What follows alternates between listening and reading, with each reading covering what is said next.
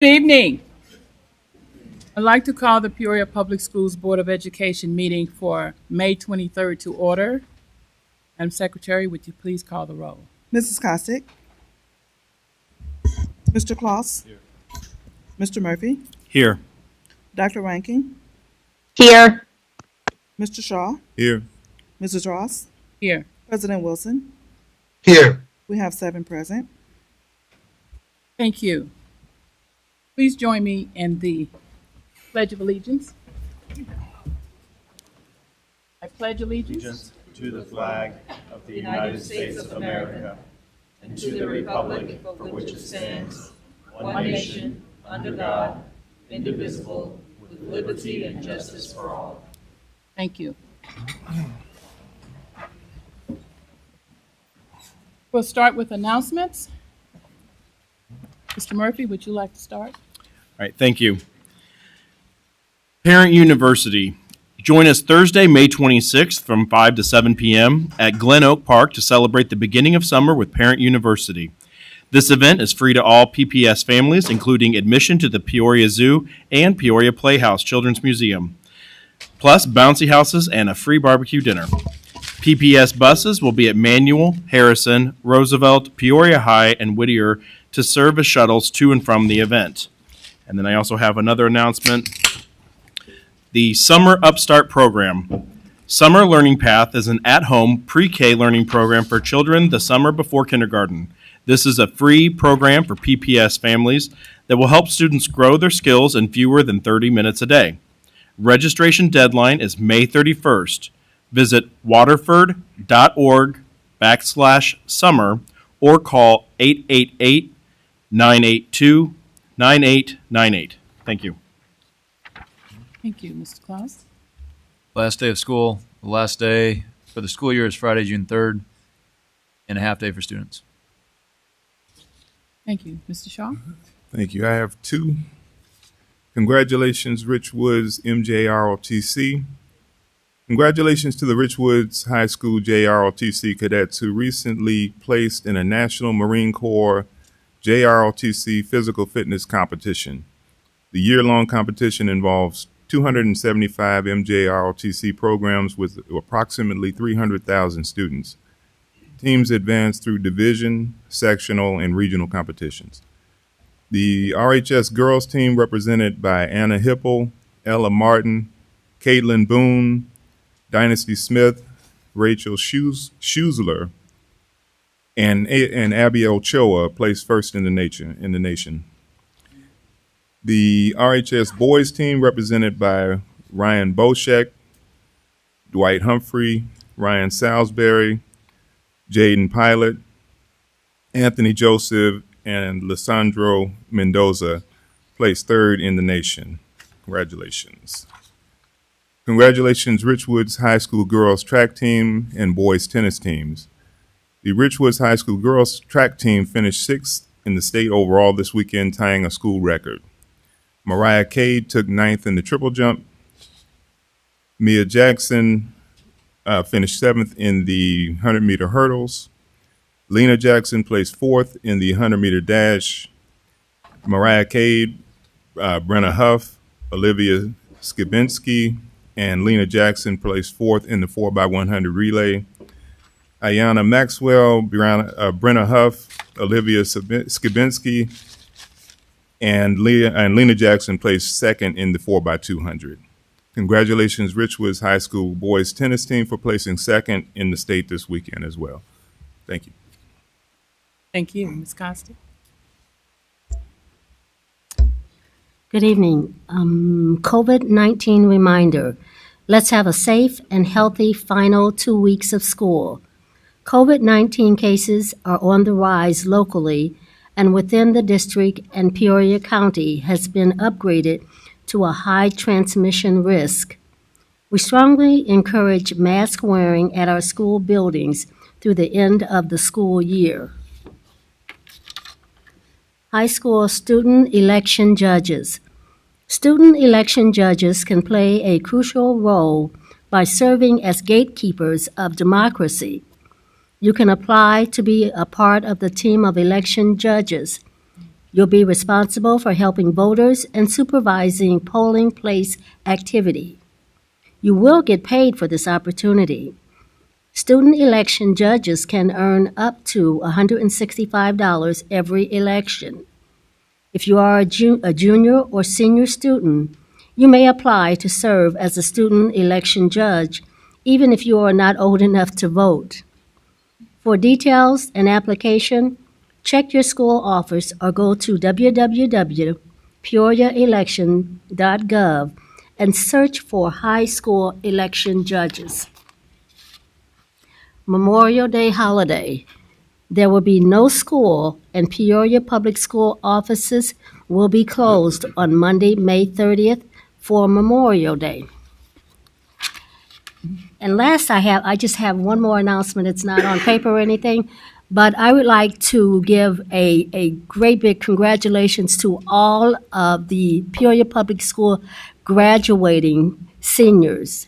It was just phenomenal. We attended the graduations, and it was just outstanding that so many of our students had scholarships and were on honors, and it's just great. And I think that they deserve just extra recognition because they have persevered through a really, really tough time for the last 2 years, everything that they've been through, and still persevere. So to the graduating seniors, the class of 2022, I say good job, congratulations, and keep on doing what you're doing.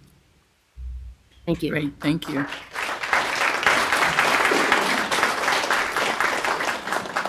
Dr. Rankin, do you have an announcement? You did hers. Yeah, I don't have any. President Wilson? I don't have any. Thank you. Okay, I have one. It is the Peoria Public School 8th grade promotions.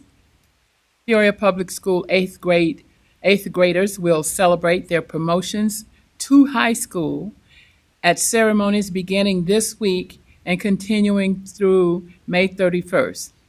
Please see the full schedule on the district website under Students and Parents tab. Congratulations to all of our 8th grade students, and thank you to the parents, family members, teachers, and staff for all your support.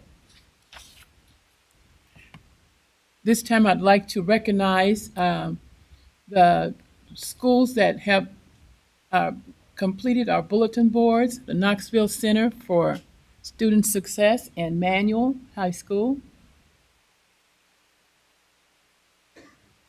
Okay. Now we're at awards and recognitions. Dr. Woods, or Wood?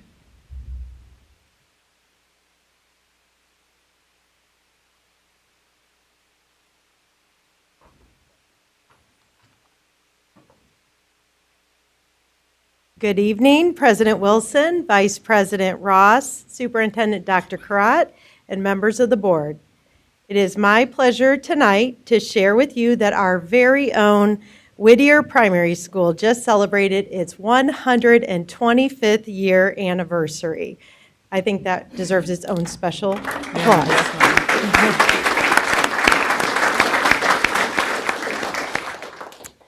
Founded in 1897, this school has such a wonderful and rich history. A very special thank you to Whittier parent Lynn Fingerhut, who did extensive research on the history of Whittier at the public library. She created a fantastic timeline of events from 1897 until today, complete with beautiful pictures of the school over the years. In addition, a wall was created to honor all of the principals who have led the Whittier school community. And in case you didn't know, this includes our very own Dr. Karat, who led Whittier School to become a National Blue Ribbon School of Excellence, which is the highest honor or distinction a school can receive from the U.S. Department of Education. Today, I have the pleasure of introducing you to our current principal of Whittier Primary School, and Ms. Sarah Waddy is here to tell you more about the history of Whittier, as well as a beautiful celebration that was held on the new playground on May 7th. The moment I became principal, I was notified that this year was our 125th celebration as a proud school of West Peoria. Whittier, being built in 1897, was known as a lunch school due to it being the only school of its kind where rural students stayed for lunch instead of going home because their homes were too far away. Over 125 years, it has gone through so many renovations and reconstructions, including a new HVAC system put in last year. Thankful for the AC that's happening at Whittier. On our celebration date, we were able to provide the first 125 primary age students with backpacks filled with school supplies, and the older students were given take-home field trip kits. We had about 350 members of the community join us on Saturday, and this ranged from current Whittier Wildcats to alumni. The alumni were a special treat because on our tours, they ended up giving us a tour and sharing stories of their time at Whittier. Tours were given around the building to show new and old locations, along with highlighting the principal wall that Dr. Wood had mentioned and a history wall. We would extend a warm welcome to any members of the board who would like a tour of their own or to see both principal wall and history wall. Thank you for your time.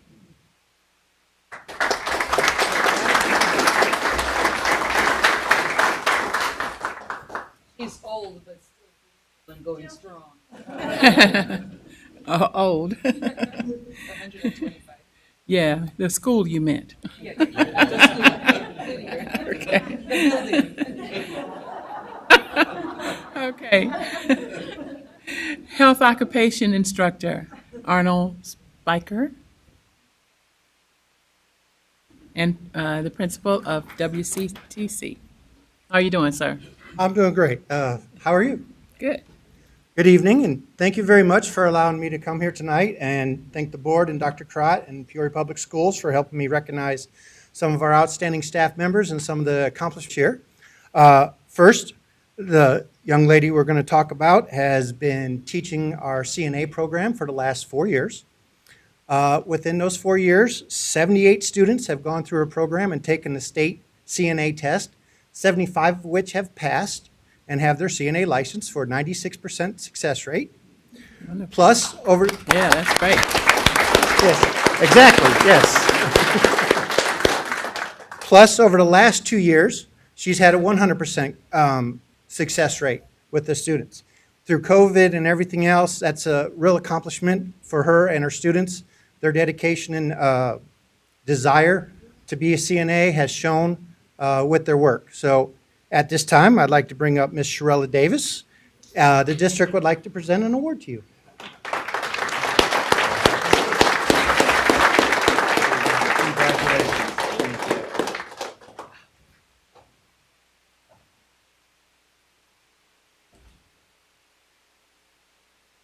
Welcome. Thank you. All right. Do I keep going? Okay. Yes. Are you good at student showcase now? Yes. All right. The next thing, we have some students here this evening with us. I'd first like to recognize our teachers that have worked with these students throughout this year to help them prepare for the Skills USA and ProStart competitions they competed in. First off is Chef Yeti. She's been with our culinary program. Yeah. Chef Yeti. She's been with our culinary program since its inception. Next is Dr. Snow. She's in charge of our criminal justice. And our third teacher is not able to be here tonight is Mr. Allen. He's our barbering teacher. They have worked with 10 students this year that have qualified to compete in national competitions by winning state competitions. The first one was the ProStart competition that was held in Chicago. The Nationals was held in Washington, D.C., and we had 3 students which won the state competition and were able to, I guess you guys should come over here. Yeah.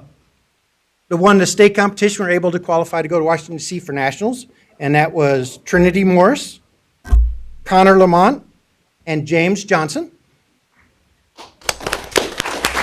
This is Trinity. This is James. Also with Miss McMurtry here, LaShawna. They competed at Skills USA, and 3 of them, plus Mr. Lamont, qualified to go to Atlanta because they won first place in the state competition for Skills USA, and they're going to compete in Atlanta nationally in June. Yep. Entrepreneur. Mr. Spiker, can their teachers who took them to gold make some remarks like Chef Yeti and Ms. Snow? Ms. Snow as well? Hi. So the students right here. So we got Trinity, we got James, we got Lashana, and then we have Markeisha. They all competed in both Pro Start and Skills USA. We are missing 2 students because they have jobs in the industry, and they're both working this evening. So we're missing Christina, who was actually on a team with Markeisha, and we are missing Connor Lamont, who was both on a Pro Start team that just came back from DC, as well as the entrepreneurship team that is competing in DC. So everybody always thinks like culinary arts, all you guys do is bake cookies all day. Yeah, we bake a lot of cookies, and we make a lot of other things as well. We had a very successful culinary crew as well this year, so we actually got 2nd place in culinary. But unfortunately, only the 1st place teams get to go. And then what Markeisha and Christina actually did was a community action project. And they have been working with our Head Start program that is located in the building, giving our little kids cooking lessons and getting them excited about exploring their careers and working with food and fresh ingredients. And they've done 3 cooking lessons so far, and they just keep wanting more. So, so lots of fun. We are looking forward to representing Peoria Public Schools and the state of Illinois in Atlanta this year. And I'm just so proud. You know, Markeisha is a senior, so she just graduated.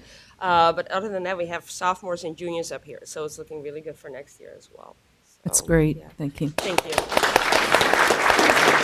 Yeti.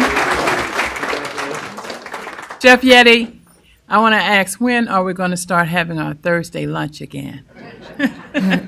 Oh, you're the first one to ask me that. So hopefully next semester.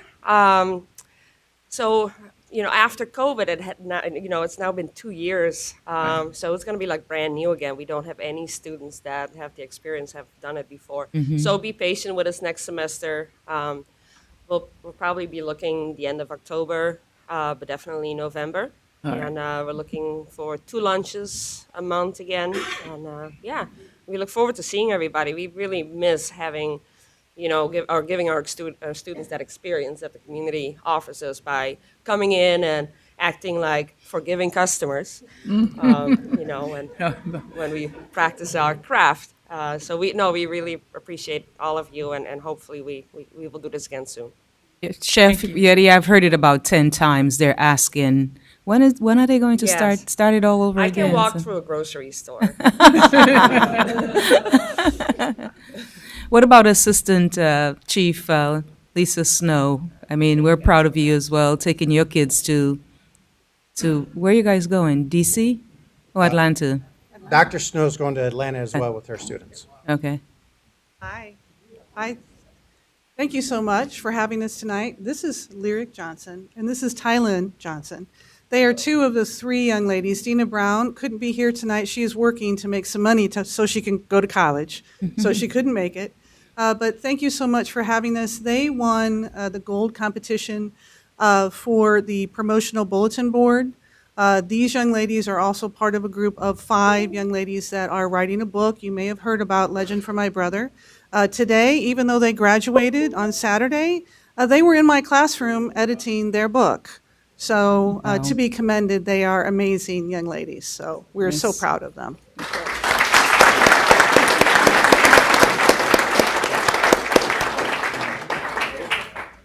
I want to say to Dr. Snow, we go back a really long way. Yes, we do. And you've retired from the police department, and basically there is no better person to be doing this particular training than you. Teaching is a vocation, and I love it. It truly is a blessing for me to be able to teach them and spend time with the District 150 kids. Right. It's amazing. Thank you.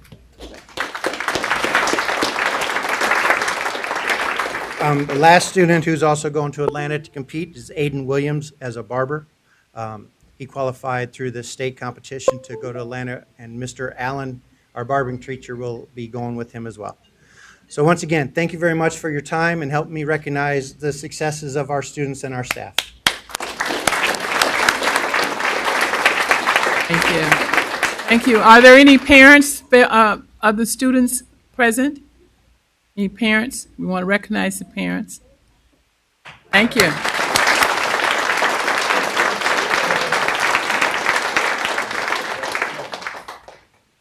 Thank you. District presentations. Annual Quest update is next on our agenda. Dr. Jenkins. Good evening, President Wilson, Ms. Ross, cabinet members, members of the board, and Superintendent Karat. Thank you for having us this evening. I am the Chief Executive Officer for Quest Charter Academy, and we are here this evening to do our annual report. And one of the things that we know is that students tell the story, and they tell it straight and true. So we're going to do our preliminary explanations of some of the demographics and things of that nature, and then we'll have some of the students share some of the experiences that they've had at Quest this year.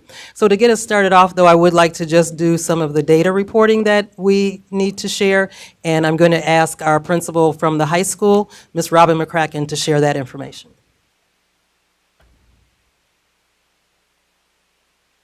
All right, good evening. We're first going to do student population, and our first slide is on enrollment. We have 221 students at the middle school and 241 students at the high school.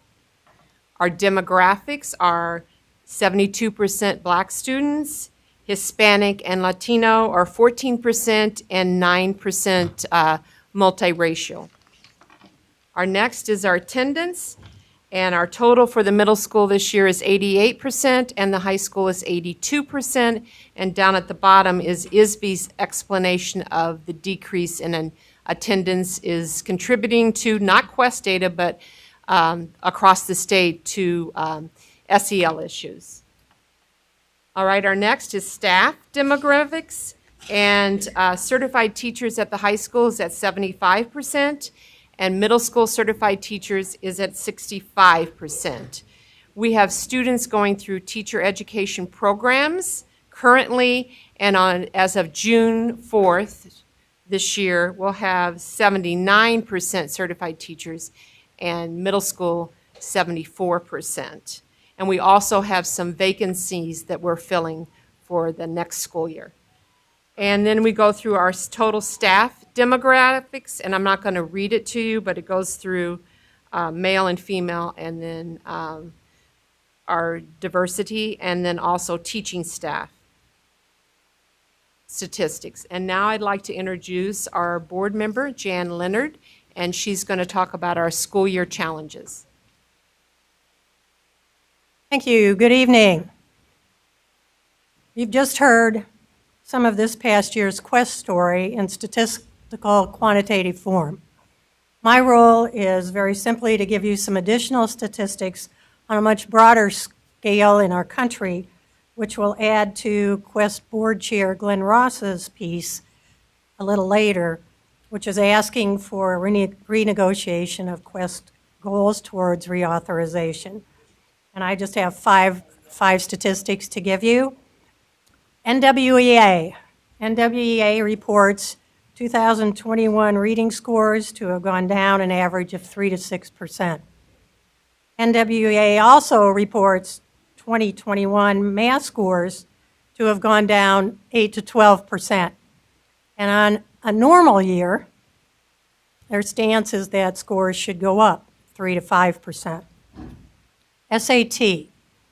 SAT has come under fire in recent years for showing a disparity against African American and Hispanic students, as well as socioeconomically. In addition, and importantly, over 1,000 colleges and universities in the United States have dropped SAT and ACT as criteria for application because of this disparity, but also because of lower scores due to the pandemic. Illinois State Board of Education, this is number 3, has requested to the federal government, they did this in January, an amendment to a summative designation system, as they said, quote, 2021 and 2022 data will not work. Finally, one of the most highly acclaimed national education publications, Education Week, has reported that student absenteeism rates during the pandemic doubled. We hope these additional reference points will help guide some future discussions that we have. And I think now for the fun stuff, is that right?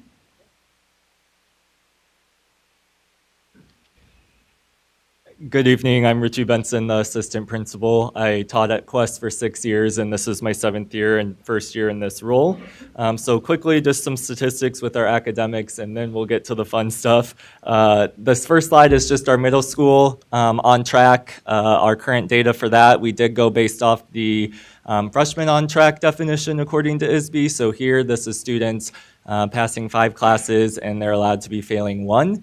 The next slide, as we know, is an indicator with the freshmen on track. We know that the freshmen, this is their first year in a new building and a new environment after, for Quest being 2 years essentially remote. So if you look up there, we do have a large freshman class of 77 students, and 73% of those students are considered on track with the same information from the middle school. They're passing 5 classes and they've received 1 or less Fs.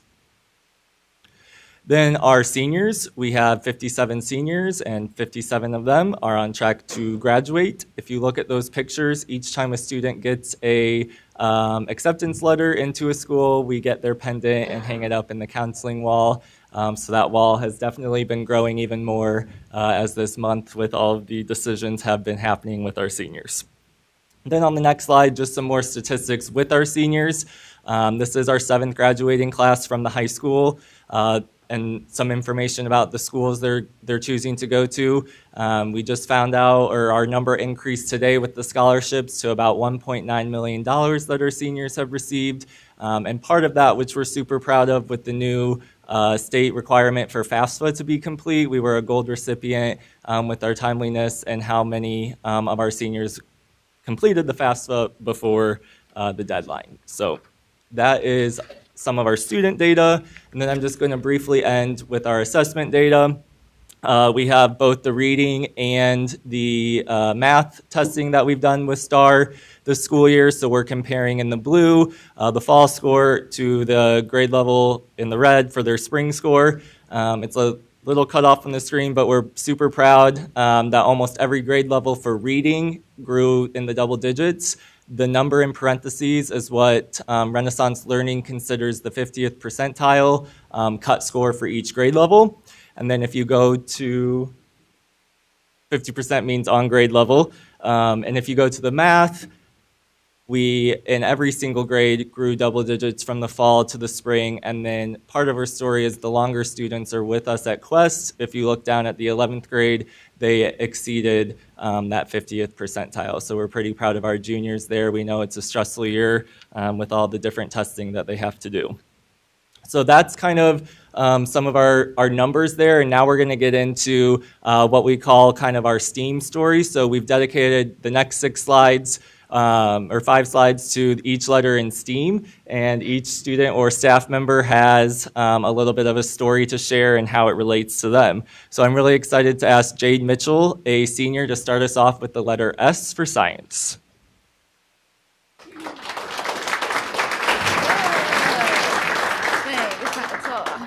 Thank you, Mr. Benson, for that great introduction. Thank you. Greetings, board members and peers. My name is Jade Mitchell. I've been a part of the Quest family since my 7th grade year, and I'm proud to announce that I'll be joining the graduating class of 2022.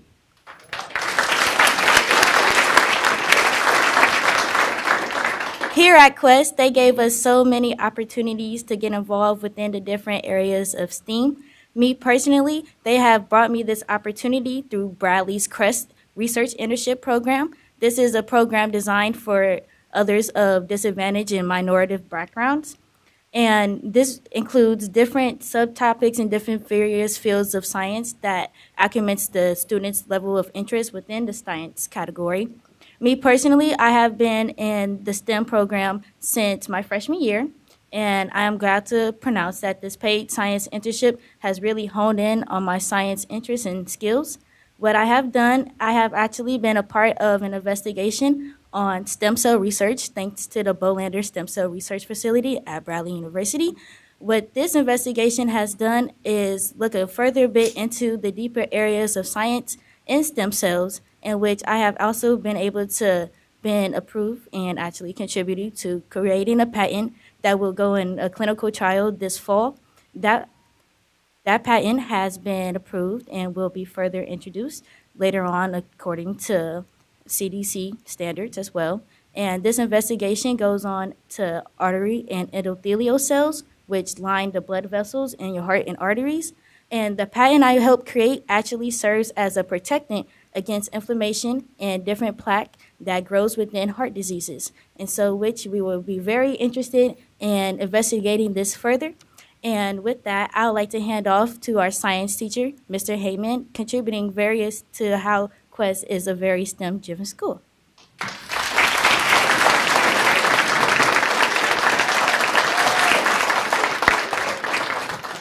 Thank you, Jade.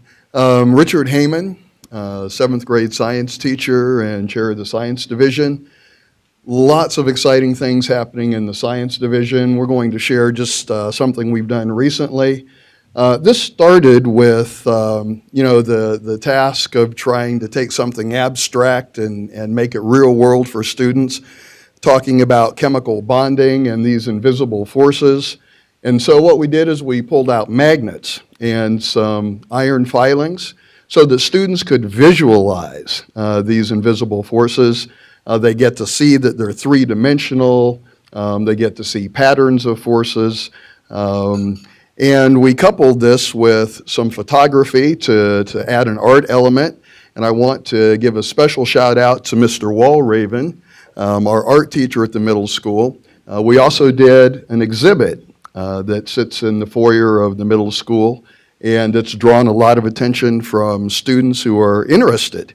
And so this kind of collaboration, I think that's the exciting thing about this, is that it's science, but it's also a major collaboration between science and art. And so we're excited about future opportunities for our youngsters to have hands-on experiences like this. And now I'd like to introduce Ms. Farmer, Technology.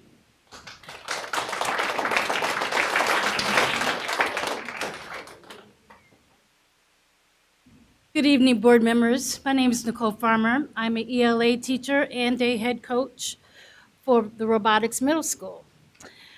I have the privilege of being able to work side by side with Ms. Jay Johnston, who is actually here. She's one of the robotics coaches, along with Ms. Jennifer Welch-Farrow. What I do enjoy doing with the students is being able to work with their knowledge in basic visual coding, being able to work with their leadership, being able to work with their knowledge of team work, and being able to work within the community, because I believe working in the community is very important. I also feel that utilizing technology at Quest Middle School has allowed us to bridge the gap between the middle school and high school, building that technology, the science, math, and that technology in competitions, which we have been able to do. Very, very recently, we had a competition in Decatur, and that was awesome. And we also had a competition at our school, at middle school, Quest, and that was wonderful. And then we were able to do an exhibit. The exhibit showed other students how we were able to put the robot together, utilize our codes, and be able to maneuver it on the table.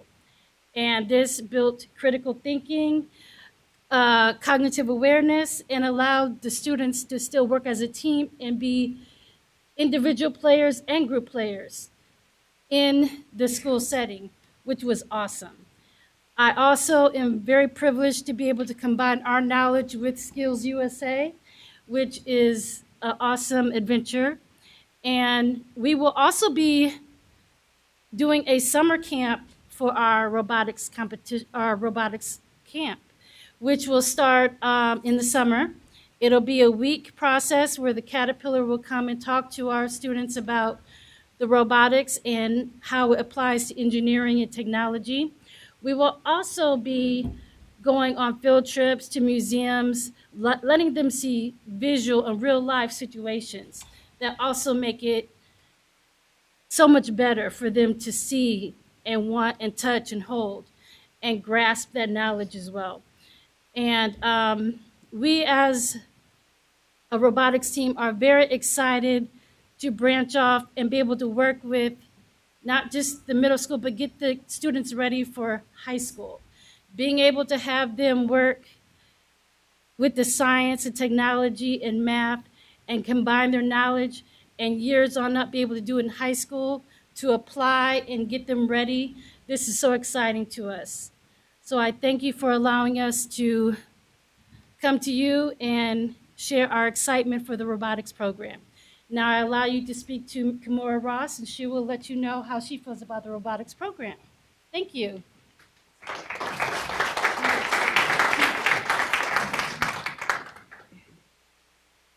Hello, my name is Kimura Ross.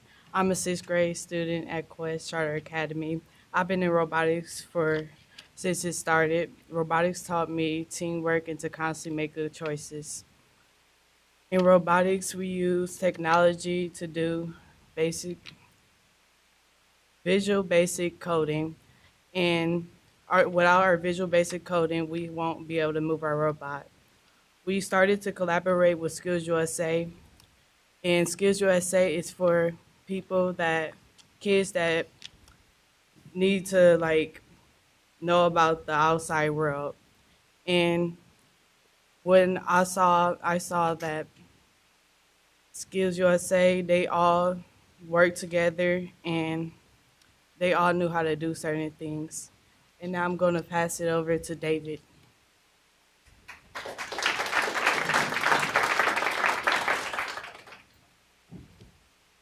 Hello, my name is David. Hello, my name is David Navarro, and I'm here to talk to you today about robotics. I've been in robotics since it started, and I love robotics because it teaches you overall life skill, and you get to learn about coding, building, and speeches such as this one. And so I'm excited to see the summer program because I usually have no extracurricular activities to do during summer, so now I have something to look forward to. And I believe that my head coach, Miss Farmer, did good with her choices on fellow coaches because they push us hard to work and get the project done, but they also allow us to be ourselves while also doing the objective. Now I'll pass it on to Breon.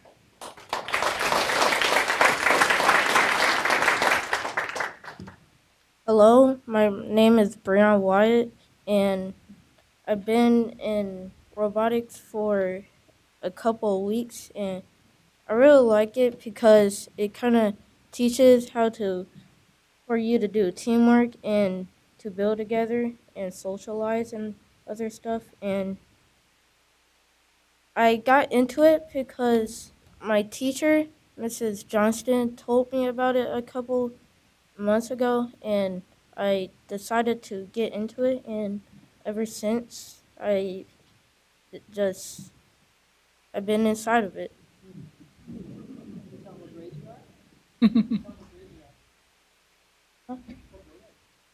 I'm in 5th.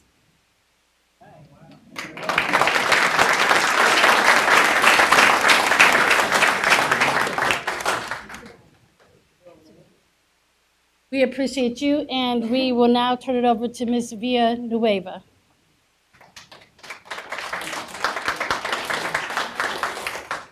Good afternoon. Good evening, everybody. My name is Miss Villanueva, and I am from the Philippines. And I am here at Quest teaching science. And I am one of the coaches in the high school for robotics. And for this school year, since I have a lot of knowledge in robotics, we are planning to expand robotics in high school. Instead of doing it as a club, we are planning to do it as a class or elective classes so that the kids will enjoy, learn, have fun, and use whatever knowledge they have to to to build and apply the skills that they so that they can apply all the skills that they have learned while they were doing those subjects. And that's all. Thank you.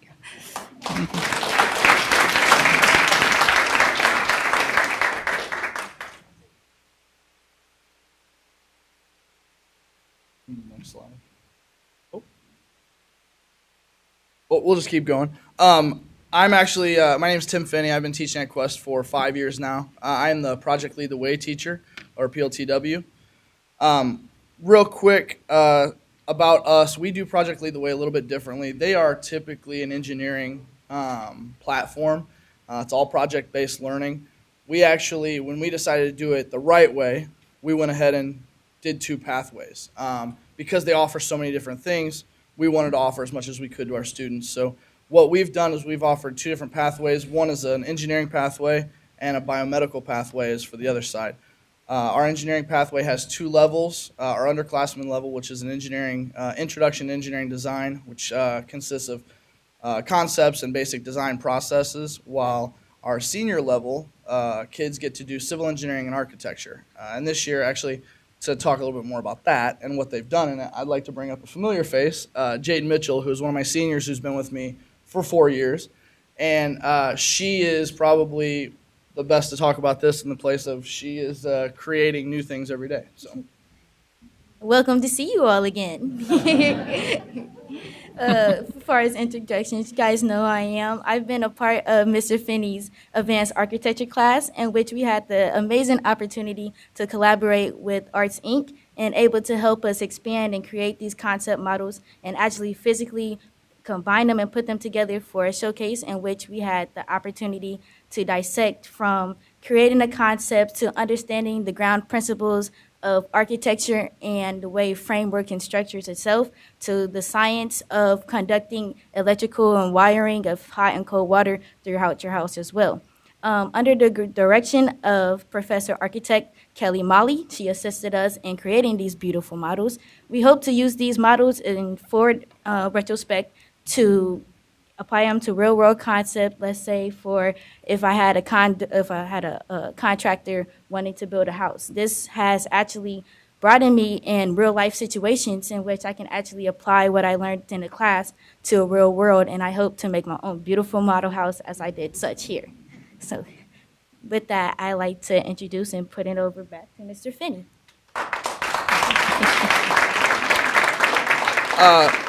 She should just do the whole thing, honestly. But just to touch on our other stuff, our biomedical side, we have 2 pathways as well, underclassmen and upperclassmen.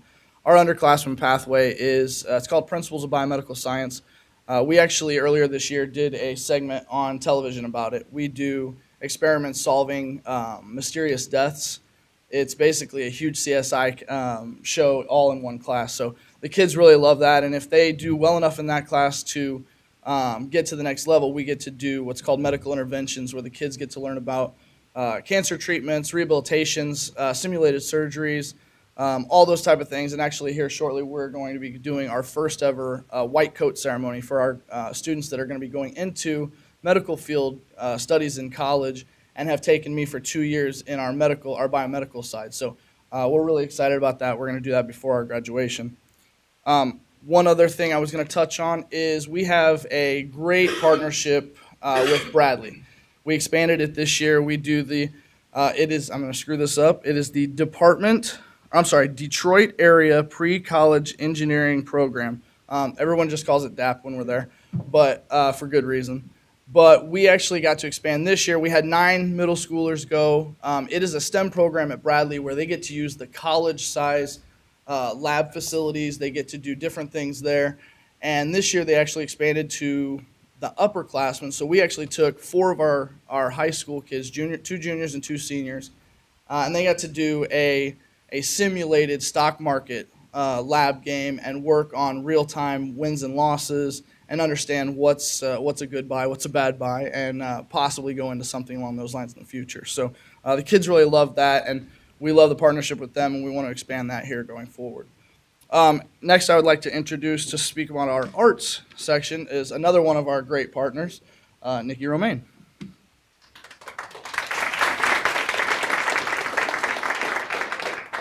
Hello, everyone.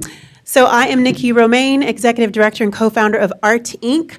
Our mission is to inspire and empower the community through arts, education, and culture, which I'm sure you guys know about. But in addition to partnering with Quest on the architecture class, we also have a program called Empower Our Girls. It's an 8-week program focusing on having the girls come in each week. They focus on an art. So whether it be an art activity like creative writing, painting, sewing, braiding, the art of finance, and then we ended each one with yoga. It's for 6th through 12th grade girls of color. We also focused on a community service activity, and each week we have speakers come in from all walks of life, and they share their journey to success, but also what they do for self-care. During COVID, I did a pivot for this program and focused on self-care with young girls because I felt like it was really needed, which I'm sure you guys can understand. So some of our speakers were Yolanda Lowry, Rhonda Guyton, we even had Mayor Rita Ali, and we finalized with a trip to Chicago to the Museum of Science and Industry. We took the ladies to the Cheesecake Factory and a visit to Kim Fox's office, and she talked to them about her journey to success and what she does for self-care as well. And through this program, we also hired one of our students, and here to speak about the program is Dejanique.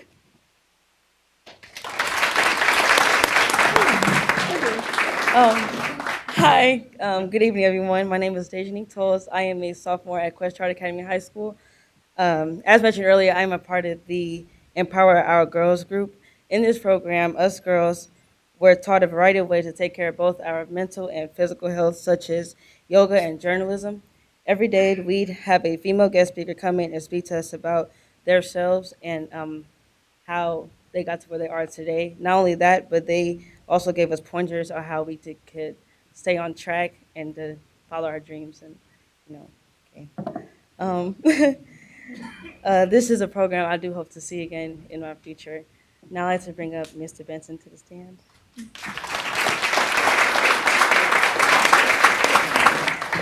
All right, and to round off this STEAM presentation with M for mathematics, I'm going to give a little bit of background, but I'm going to let these two 8th grade ladies kind of share their experience about their year at Quest this year. A big push for our students was to understand their data. What do these numbers mean? What do these scores mean? What does Summit mean, which is our curriculum for 6th through 9th graders, and how do you interpret that at an 8th grade level, at a 9th grade level, at a 6th grade level? So they're going to kind of share some of their positive and awesome data that they've had this year and kind of their experience with how 8th grade's been.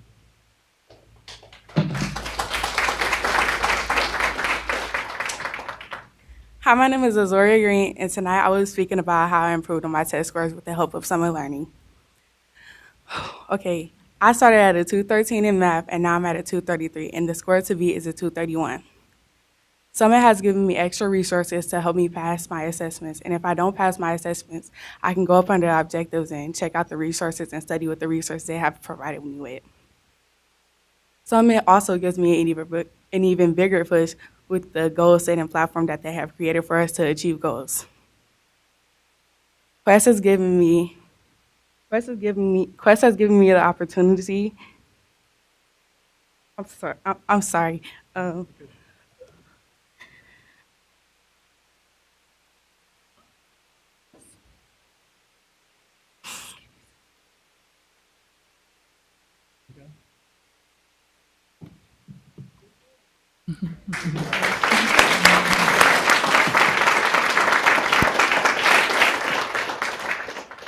Hi, my name is Jayla Parker, and I will also be talking about my improvement of my NWEA scores.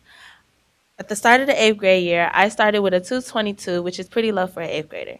Now I'm at a 234, which is 3 points higher than the average score.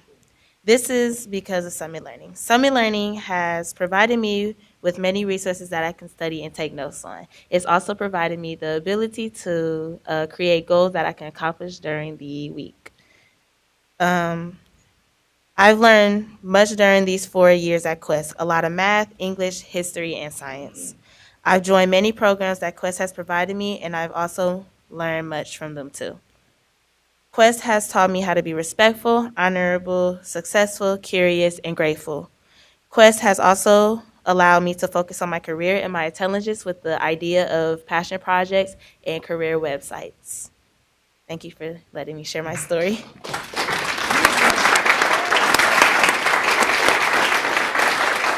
Thank you, ladies, for sharing that. The 8th graders are actually done this Friday, and they'll be graduating on June 2nd, so I know we're excited about that.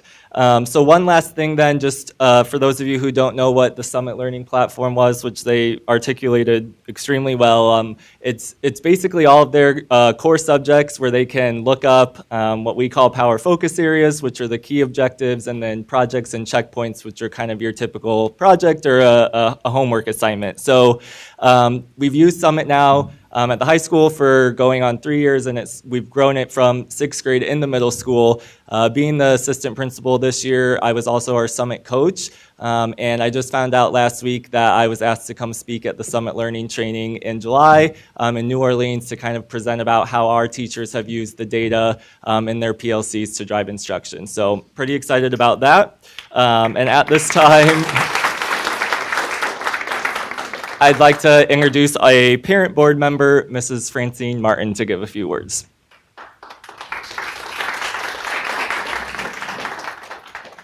Good evening. As he said, my name is Francine, and I currently serve as a parent member on the board.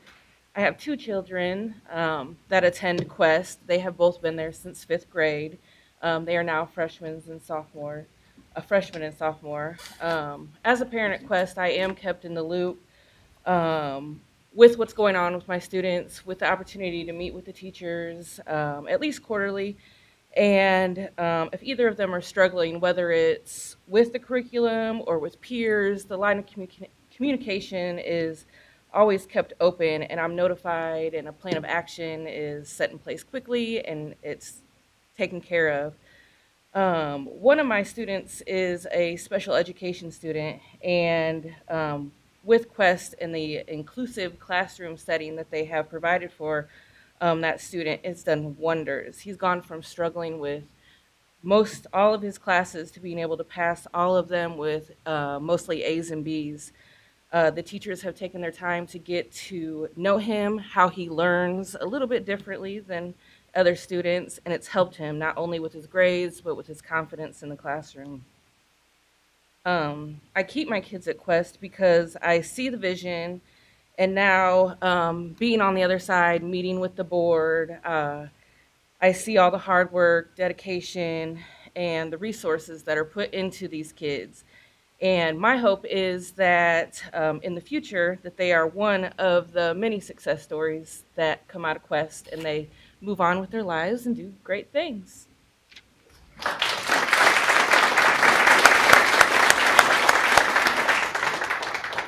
Good evening, Dr. Michelle Cruz. I'm the middle school principal, and I get the pleasure of going through some highlights for Quest this year. First, we're going to talk about Stop the Violence. In November, Quest hosted a Night Against Violence basketball game. And prior to the game, the students signed a Stop the Violence promise, pledging to utilize nonviolent ways to settle disputes.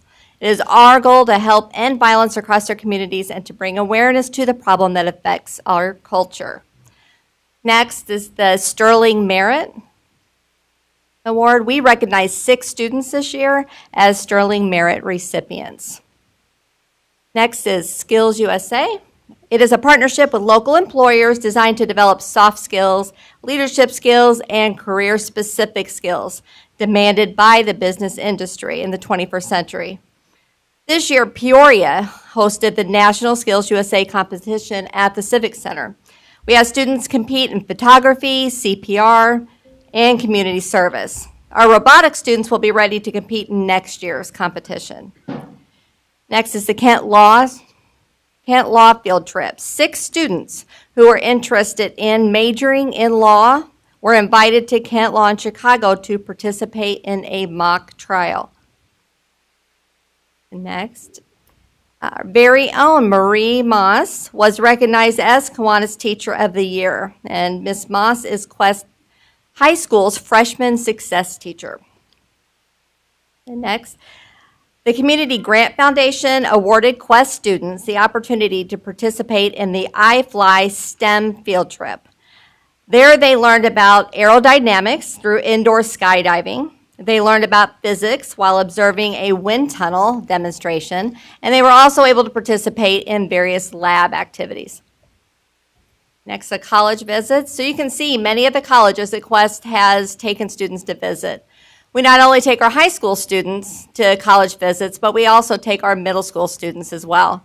Quest expands the trips beyond the local area and is intentional about aligning the visits to the specific interests of our students. Next is our Share Fair and Senior Capstone.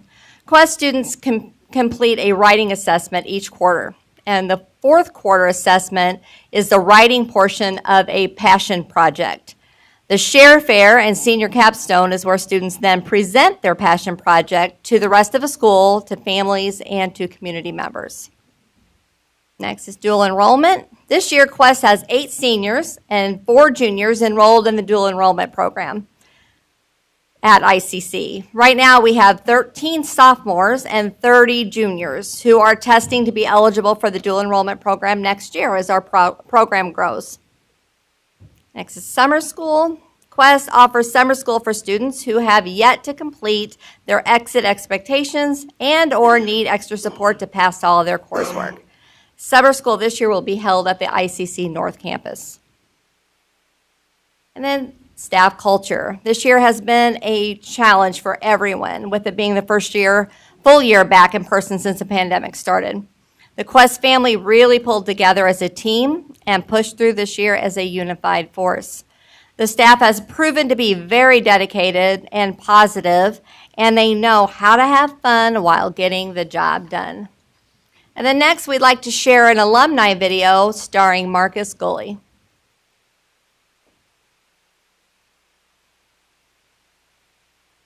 All right, Marcus, what are you doing now? Well, let me introduce myself first. My name is Marcus Gulley Jr. I'm going into my junior year of college at Upper Iowa University. I play football there, and I'm double majoring in athletic training and education. What am I doing now? I am, as I said, entering my 3rd year. So it's been a very eventful last couple of years since I graduated, but life keeps rolling. What made you want to go into education? My senior year, Ms. Donlin and Mr. Finney kind of pushed me into starting my own mentoring program at Quest. And even though it was short-lived because of COVID, it kind of showed me that that's something I know I can do. What is one thing you took away from your education at Quest? I say the biggest thing is being able to have those STEM programs. So the mathematics, the science, the technology, all that definitely shot me ahead of my class as soon as I got to college. And if you were to tell students thinking about coming to Quest some words of wisdom or words to live by, what would you say? Take every opportunity. Quest definitely provides a lot of opportunities, from field trips, like job interviews, things like that. Like I know from my senior year, we had a lot of different students go to CAD and things like that. So I say jump at every opportunity. Those would definitely keep you right. All right, Marcus, what are you doing now?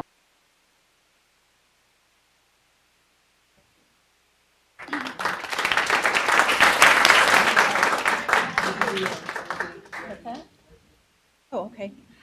Good evening. I have the pleasure of reporting the fiscal responsibility report as well as the risk management report. So Quest has accomplished putting forth and approving a balanced budget. We continue to earn the unmodified audits. Our risk management report, we are up to date and in compliance with all legal reports, and our insurance policies are in place and up to date. That's the report. Nice and quick. All right, and that was our Chief Financial Officer, Deborah LaHood. President Wilson, Vice President Ross, Superintendent Karat, board members and cabinet members. My name is Glenn Ross, and I chair the board at Quest Charter Academy. And I'd like to say thank you for allowing us to share Quest annual report with you this evening. We are very proud of our Quest student achievements. And in June of this year, as has been mentioned earlier, we have 57 students who will be graduating, our 7th graduating class. All 57 have been accepted into college. 26 will be attending 2-year colleges, and the remaining 34 will attend 4-year colleges and universities. To date, our Quest graduating class has been awarded nearly $1.9 million in scholarships for their achievements. I want to thank the Quest families and the Peoria Public Schools for their trust and for allowing us the privilege of educating the children of our community. And I want to thank the Quest team for their dedicated commitments to our students and their families and to our Peoria community. We have experienced many challenges in the school year as we have adjusted back to in-school education. And I want to thank Peoria Public School District and District 150 leadership team, Dr. Ike Jaku and his team, for their help and consideration throughout the past 2 years. And I appreciate your consideration of our proposal regarding the reevaluation of performance, pre-pandemic performance goals. And finally, I'd like to invite all of you to visit the Quest Charter Academy. And I'd also like to make a second invite to invite all of you to attend our Quest Charter Academy graduation on June the 2nd. Thank you all for your time and attention. I appreciate it.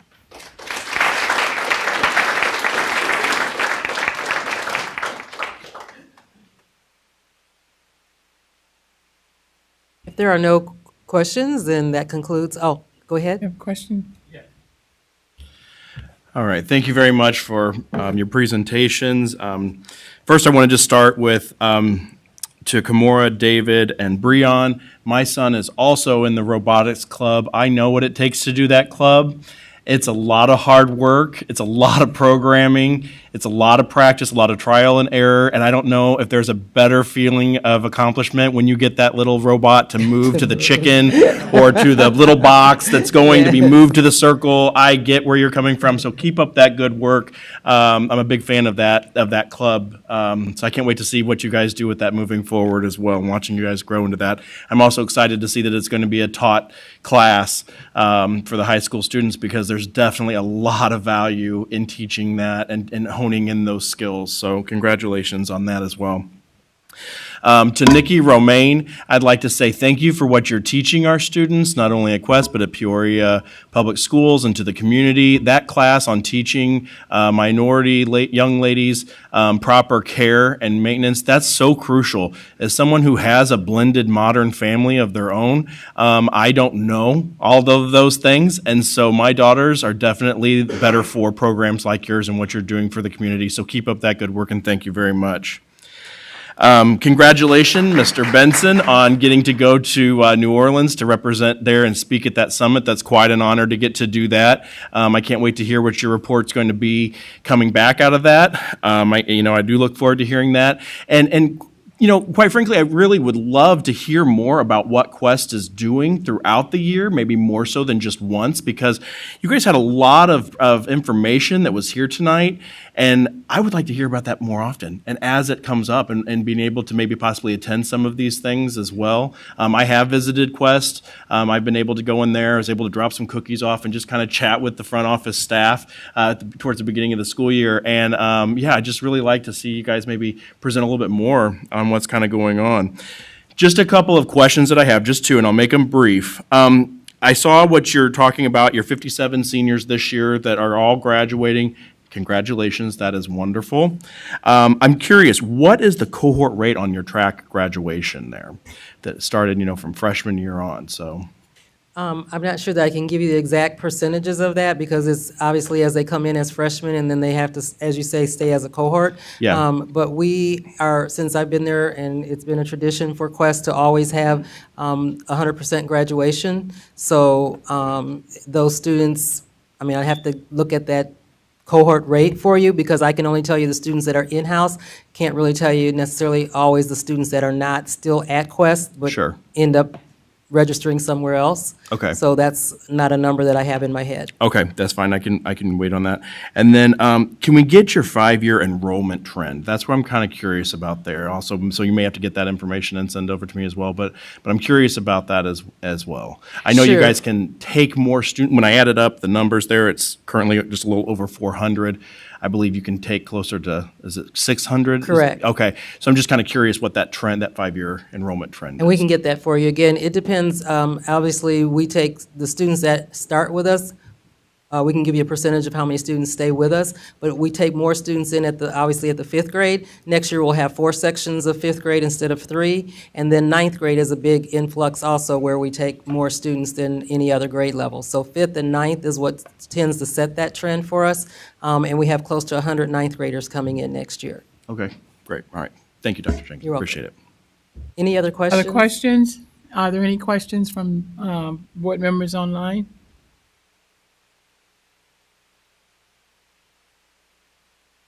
Any other questions? Thank you so much. Thank you so much for having us.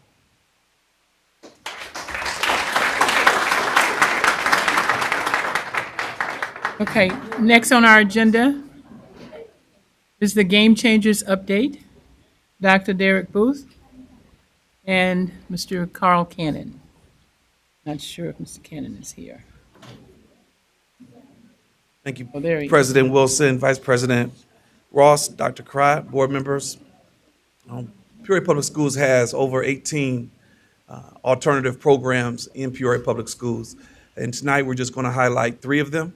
I want to start off with Mr. Cannon and to share some information about the Game Changer program, which currently serves our 6th through 9th graders in the Game Changer program. Mr. Cannon?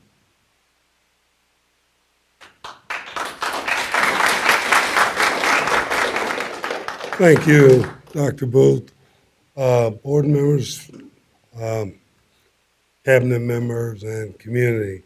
Tonight I have been asked to answer a report, and apologize for the hat. That's not normally me.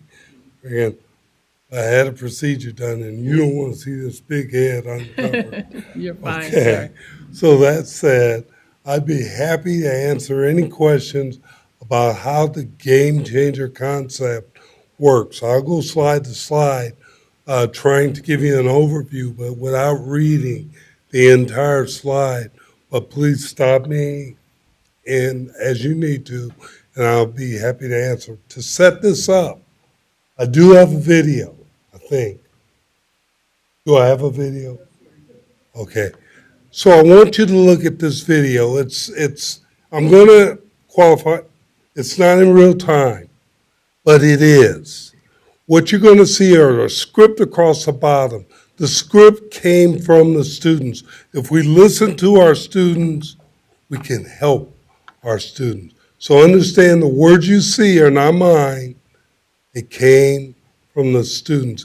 And it was at a retreat, which we just held about 2 weeks ago. We had a retreat with the Tuskegee Airmen, where our young people are learning to be aviators. Not depicted here, but it's the same approach. Okay.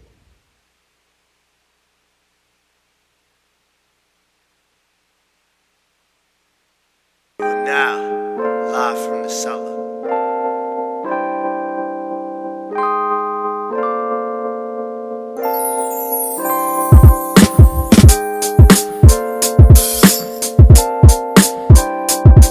Yeah. Yeah. Yo.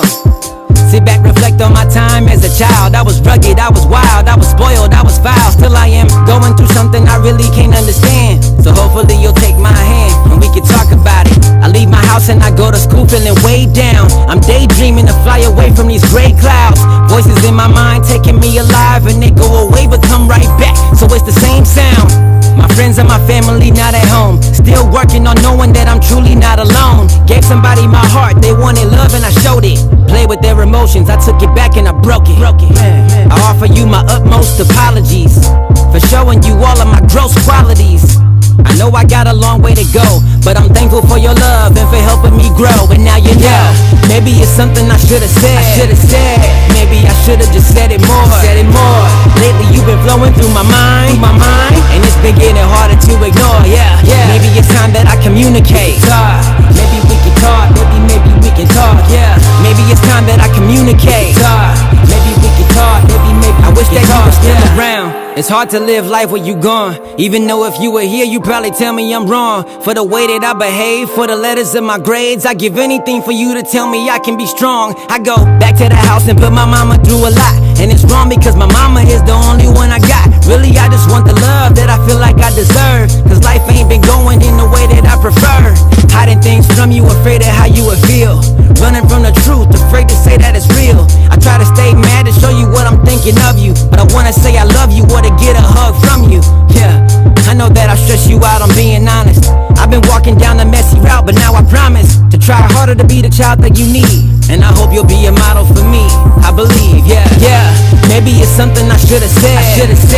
Maybe I should've just said it more. Lately you've been flowing through my mind, and it's been getting harder to ignore. Maybe it's time that I communicate. Maybe we can talk. Maybe we can talk. Maybe it's time that I communicate. Maybe we can talk. Maybe we can talk. I joined Elite and that's exactly what I am. I got so many dreams and now I'm knowing that I can achieve them. Maybe not like Wonder Woman, Superman, but I know that I'ma be the greatest person that I can. Apologies to all my teachers in the classroom that probably said a lot about me in the staff room.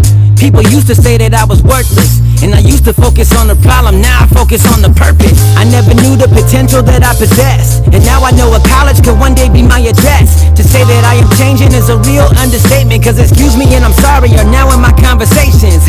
You helped me get to a better place, so these apologies and thank yous and these prayers I will dedicate to everybody that made me open my eyes, especially the God watching from the blue skies. God, thank you for the roof over our heads. Thank you for the food, for the school, for the bed. Thank you for reminding me how powerful your name is. You gave me words, now I speak a new language. Please, thank you, yes ma'am, no ma'am. Really, I'm just glad that I'm sticking with the program. Even on days when I'm tired and weak, I am glad, I am loud, I will speak. I'm proud to be elite.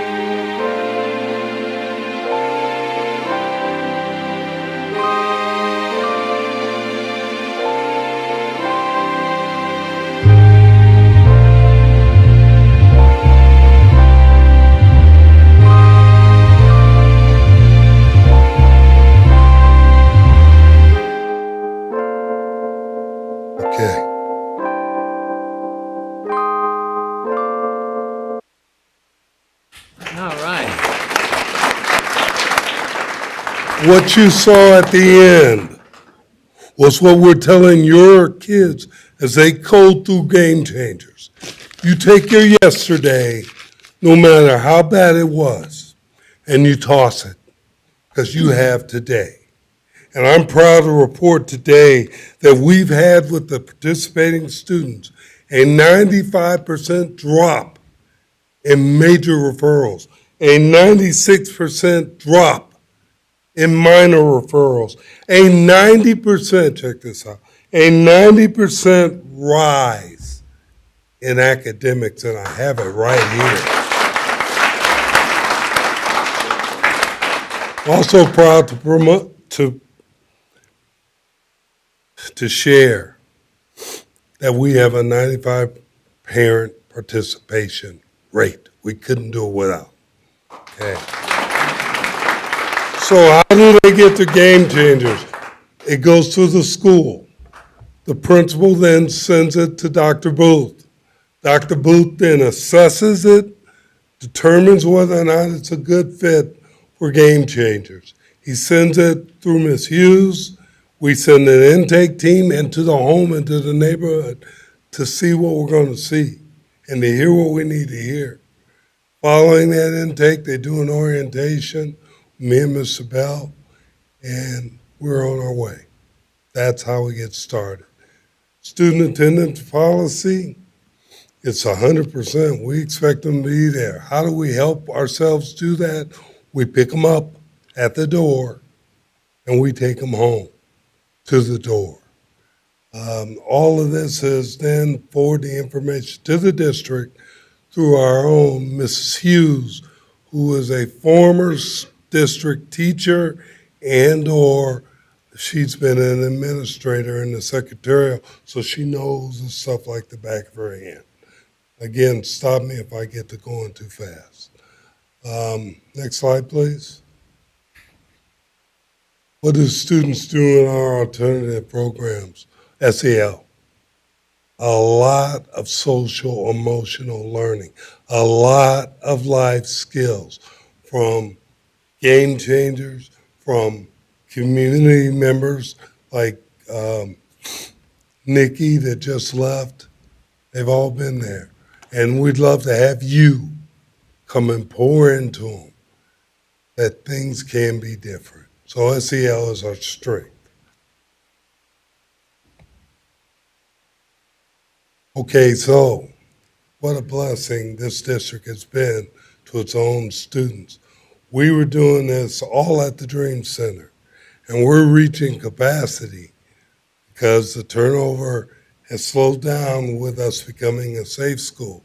So instead of students directly being placed into a learning environment that's got a reputation or it's been known to learn, what we do is have an intake environment where they learn basic SEL and our processes. That's done in manual.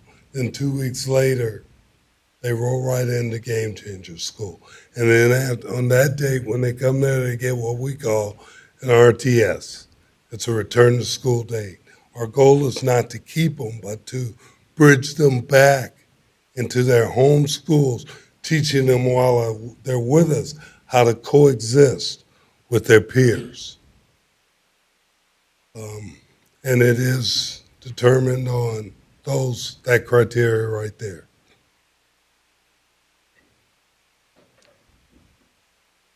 They're in a home school. You know, the problem we have sometimes is they don't want to go, but they have to. They have to understand that normal is their normal neighborhood school.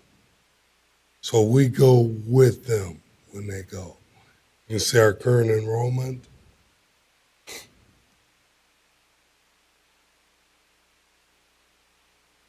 And the waiting list. Again, it'll go through Dr. Booth.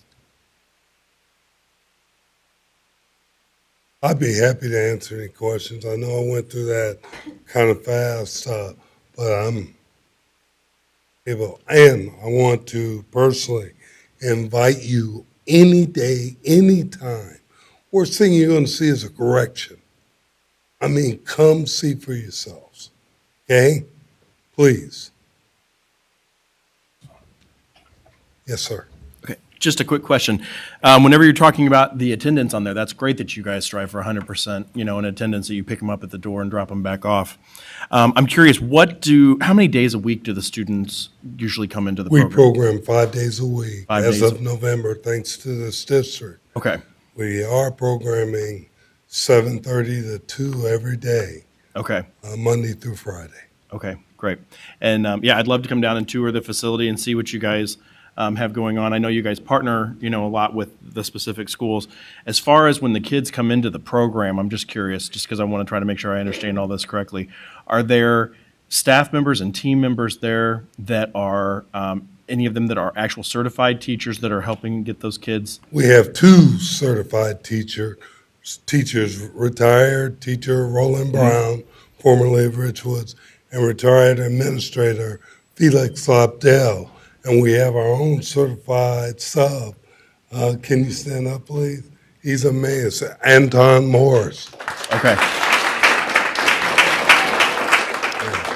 Thank you. Thank you for answering those questions. I sure appreciate it. Thank you. Thank And you, if you were looking for an anthem song for your program, that music video was definitely it. Nice dance moves to you and your brother. I saw you there on the end of that. That's definitely better than I could have ever done. So those kids look very confident. I confident. taught him his moves. Yeah. Good Hear job. me tell it. Any other questions of Mr. Cannon or Dr. Booth? Vice President Ross, can I introduce the game changers? Would you please stand? Please stand. When I say game, you say changer. Game. Change. Game. Change. That's why it's working. It's a community, just like up there. The community's out here doing the same thing. Thank you.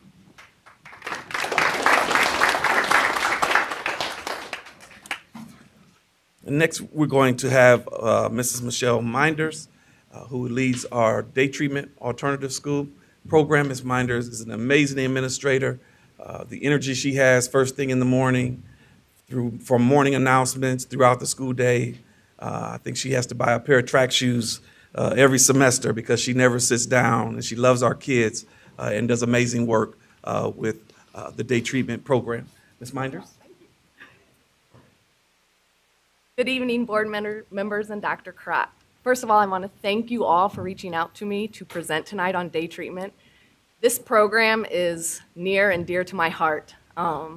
It's a phenomenal program. I'm just going to start by inviting you all out to see day treatment. So with that, what is day treatment? Day treatment is a highly restrictive educational setting for students in second grade all the way through high school who have an individualized education plan. We are at Tree Wynn. We are on the second floor in one hallway. Yes, we have second all the way through high school in that one hallway. Our IEP team determines if a student will be attending day treatment, and the IEP team is our parents, our staff, the homeschool staff, our agency, our community members, pretty much anybody and everybody that is involved with this student.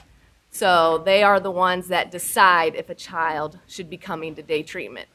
Our mission, we believe that self-discipline leads to successful and desirable academic and social skills. For our students to strive toward these traits, it is important for discipline to be a cooperative venture between students, parents, guardians, community members, agency, staff, and then through that cooperative effort, we can ensure a caring and safe learning environment in which all of our students are engaged in the learning and behavioral tasks that are being asked of them. What are our goals? The first goal is to create a school climate that is caring and supportive, where students feel safe and respected. We want to successfully transition our students back to their home schools, use data to support that, to improve our instruction and our behavior, and work collaboratively with all staff members to improve student success and improve our school climate. We also want to provide a positive structure, individualized behavior management program, which helps facilitate this progress and promotes growth. We communicate on a daily basis with our parents, guardians, community, local agencies to build those positive relationships. We implement these strategies and modifications to help students make positive behavior choices. We teach our students the skills necessary not only to be successful at our school, but at their home school, in their job, and out in the community. Because remember, we also have students that are in high school and all the way up until they're age 22. We also teach our students to self-advocate for themselves and to become independent learners so that they can advocate for themselves, because we don't want them to rely solely on us.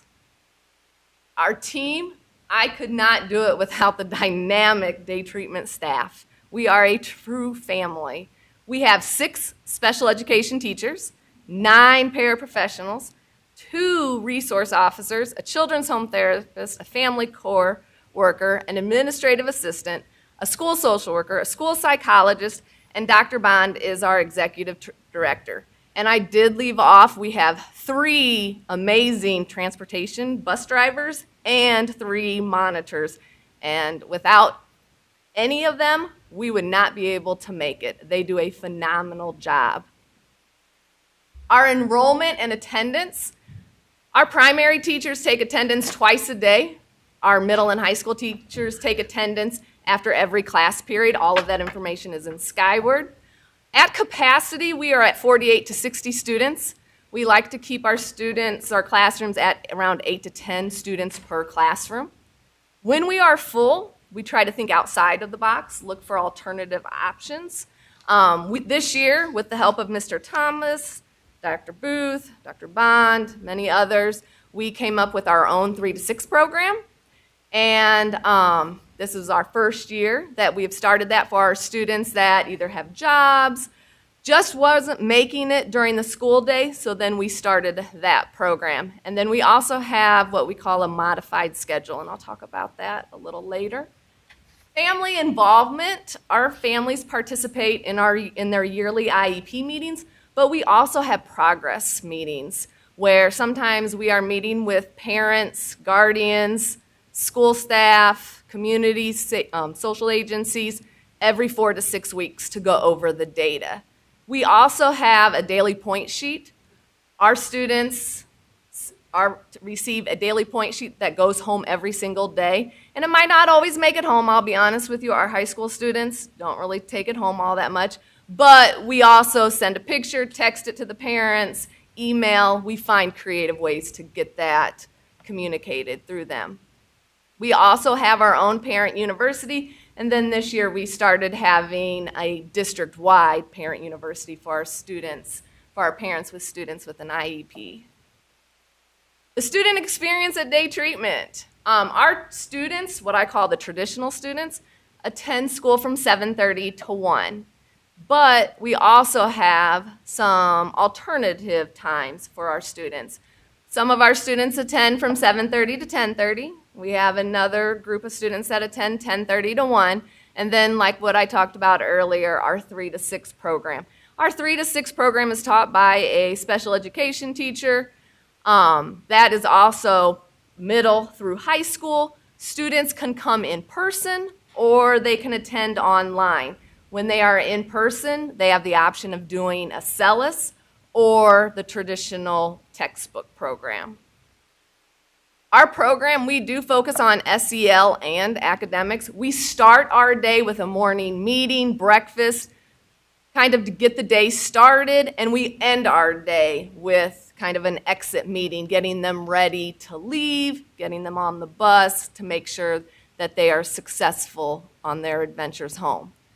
Students are offered, we already talked about the CELIS program and the traditional. We also utilize the district IXL and Lexia programs. Our students receive at least, and I say at least, 20 minutes of social work, whether it's individual or group, a week from our school social worker. This year we moved our school social worker upstairs into the heart of the school.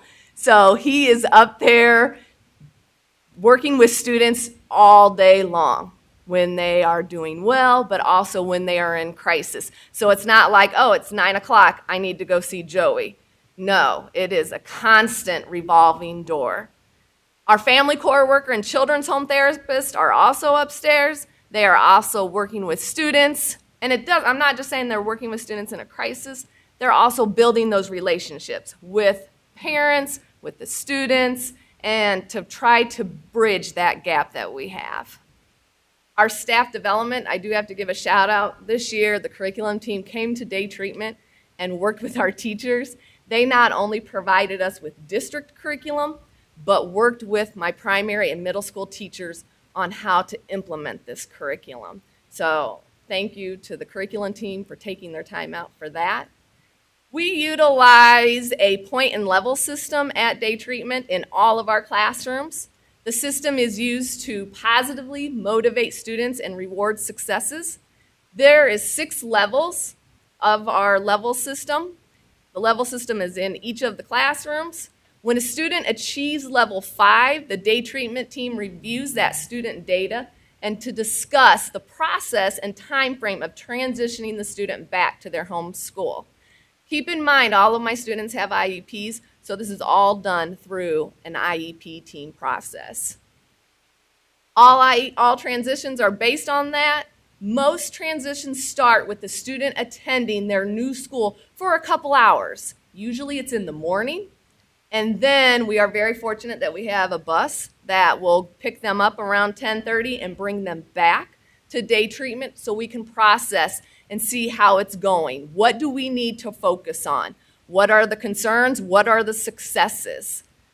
Most of our students do transition to one of our satellite ED programs, but I will have to say we have had at least 2 students that have transitioned from day treatment back to their home school into an inclusive gen ed setting. So that is a huge shout out to those students and the parents and the day treatment team. Our continuum of services, though, works the other way. For our Kiefer students, for our students that are stepping down from private placements or a residential facility, we also work with them, and they step down to us then. We are kind of the bridge between those private placements and Kiefer students to bring them back into our district. And with our Kiefer students that we have brought back, we try to do that same transition because transitions are very difficult for our students. So that's why we kind of look at a slow transition. And like I tell all of the students and their parents, just because they're transitioning out of day treatment doesn't mean we lock the doors. We never do that. If the transition, they're starting to see problems, they contact us. We are constantly checking on our students to see how they are doing, and then we problem solve. In fact, I had a staff member from Peoria High reach out to one of my teachers and said, "Can you just come and visit? I think that would help." And we do. We meet the students where they are at. So that is huge with our transitions. This year, currently, the year's not over yet, we have 5 students that have transitioned or will be transitioning out of day treatment. This does not mean that we discontinue student support. Our social worker teachers go with the students to take them on tours, to meet the principal, meet that receiving school, because it is a huge jump coming from day treatment, which is one hallway, going to, let's say, Von Steuben or Lincoln, any of the middle, high school, primary schools going back. That is a huge jump for our kids, and it can cause them anxiety. So we want to make sure we have done everything we can to help our students be successful.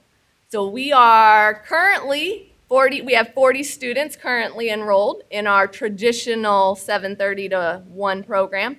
In our 3 to 6 program, we currently have 15 students enrolled. Not all of those students attend in person. They are online, whether they are online from 3 to 6 or online during the day. The 3 to 6 means that the teacher is available at that time. Any questions?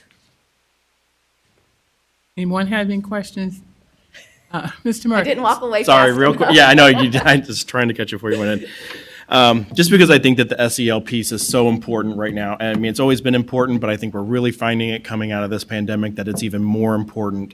So you guys can currently take 40 to 60. That's your capacity, right? Yes, And 48 to 60. Okay, and you've said it multiple times. You're in one hallway. We right? are in one hallway upstairs on the 2nd floor of Tree Wind. Right. Would we like to see this program expand?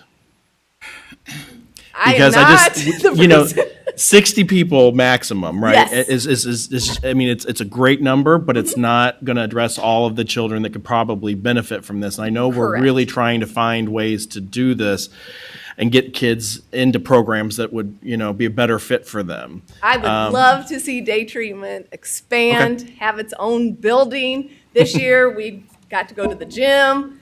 Yes, I would love to see it expand, but also keep at the heart what it's there for.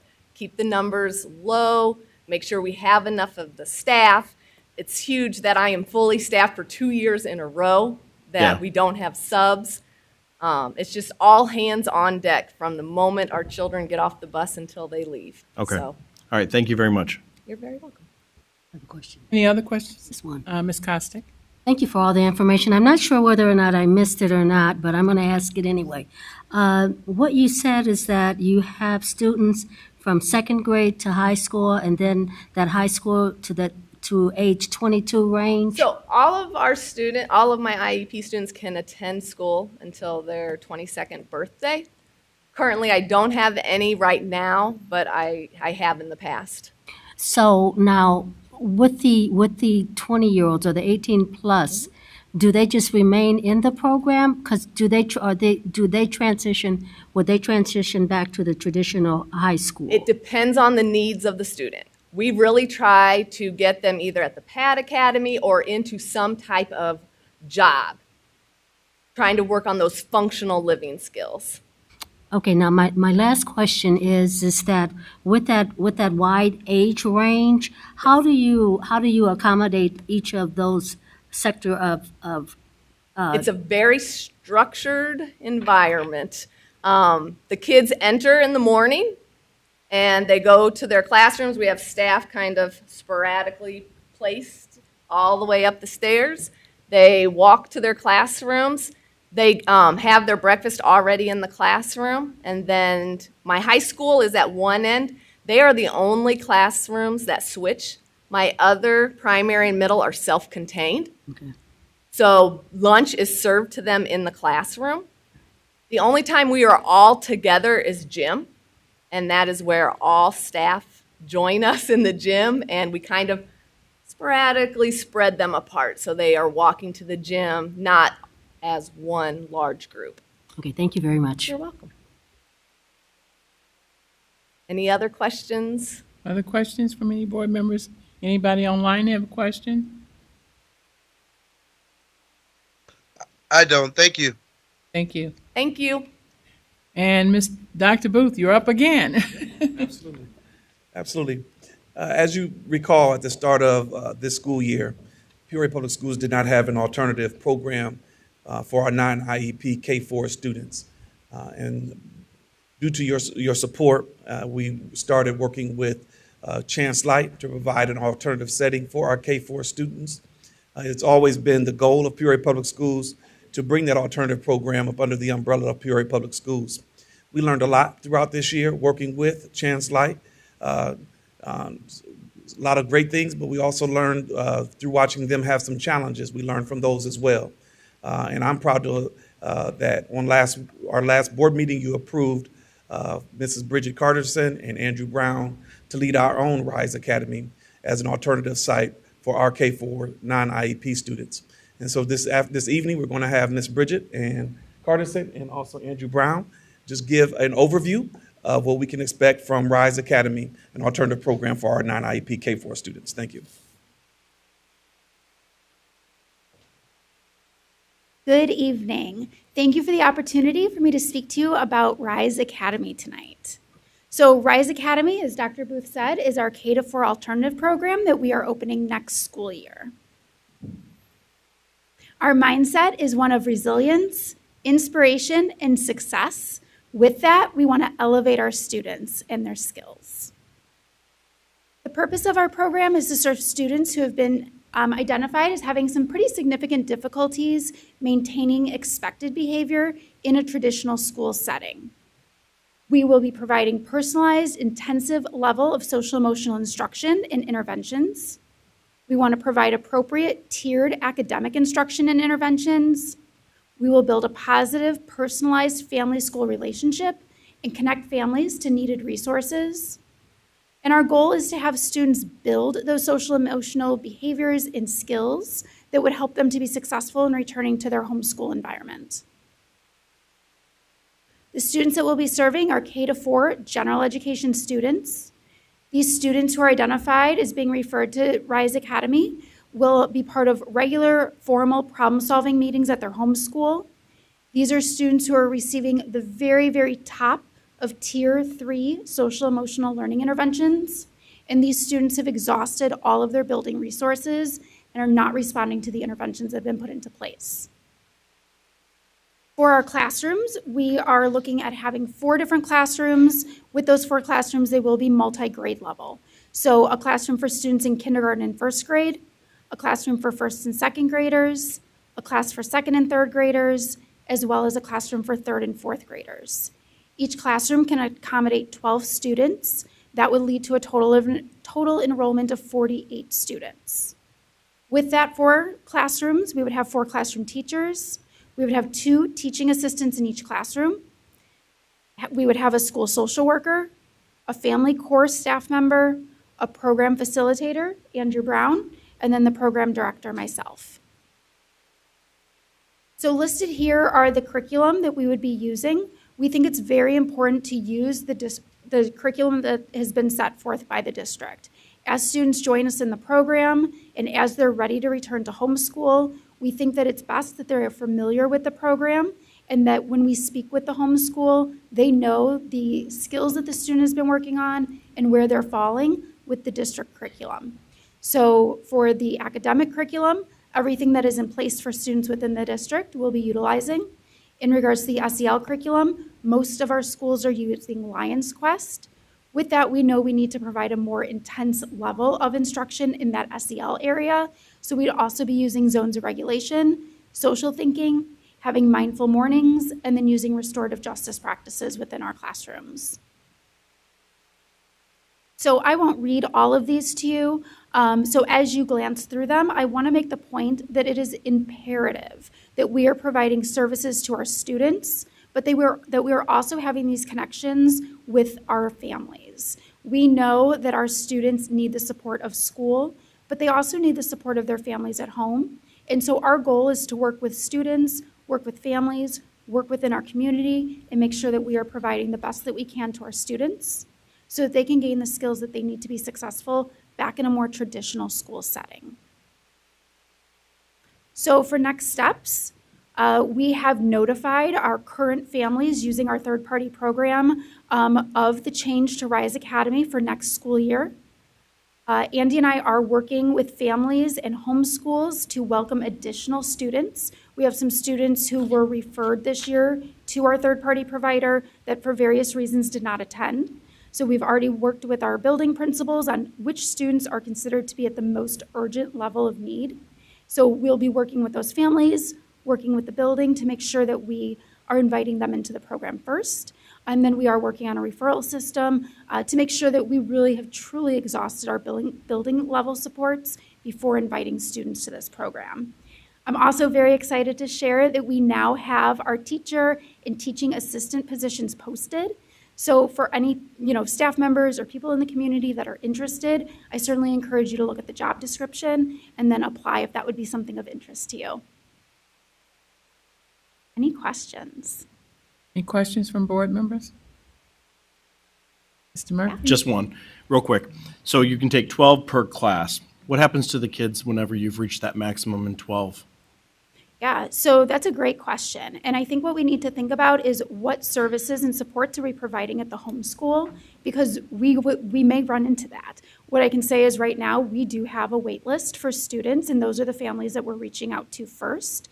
Having said that, we anticipate there will be a wait list. So we really think that that training piece for homeschools, support that can be provided to them to make sure that while students are, still receiving a more traditional level of instruction, that we do have supports in place to help them. Yeah, because what I feel like we have a problem seeing is that some of these kids get referred to the program and they're on this wait list for so long that unfortunately we're just seeing it on the discipline actions, held in abeyance, but there's really no plan for them other than to just get them into the program. Sure. And so I'd like to see, and kind of what I was getting at with the day treatment center, is expanding these programs so that we can accommodate more children. So Sure. basically it would just take more staff. And that would to certainly be my hope one day. I yeah. think to start with those 4 classrooms, start with 48. I think one of the pieces that we learned from our current third-party provider is that we need to have a very solid plan in place, run that program well, efficiently, and effectively, and then look to expand. So I agree. I think that there's more than 48 students that we could serve.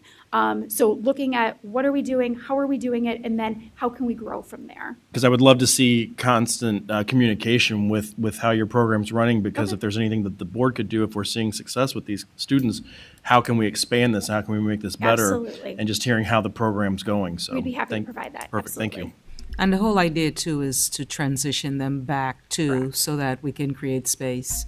And I'm just really proud of Bridget and Andrew. They were part of the first cohort with the third-party provider and provided supports there as well. And you can tell by the presentation, we're ready to go. And we're the RISE Academy, so Chance Light now will become RISE Academy for the upcoming school year. It is in exceptional hands. Thank you. Any other questions? Thank you. Thank you for your time. We're now at the time for presentation by audience. If you filled out a card, I will be calling your name. You'll have up to 5 minutes to speak, and we ask that your information be positive and respectful to everyone. First speaker we have is Charlie Thomas.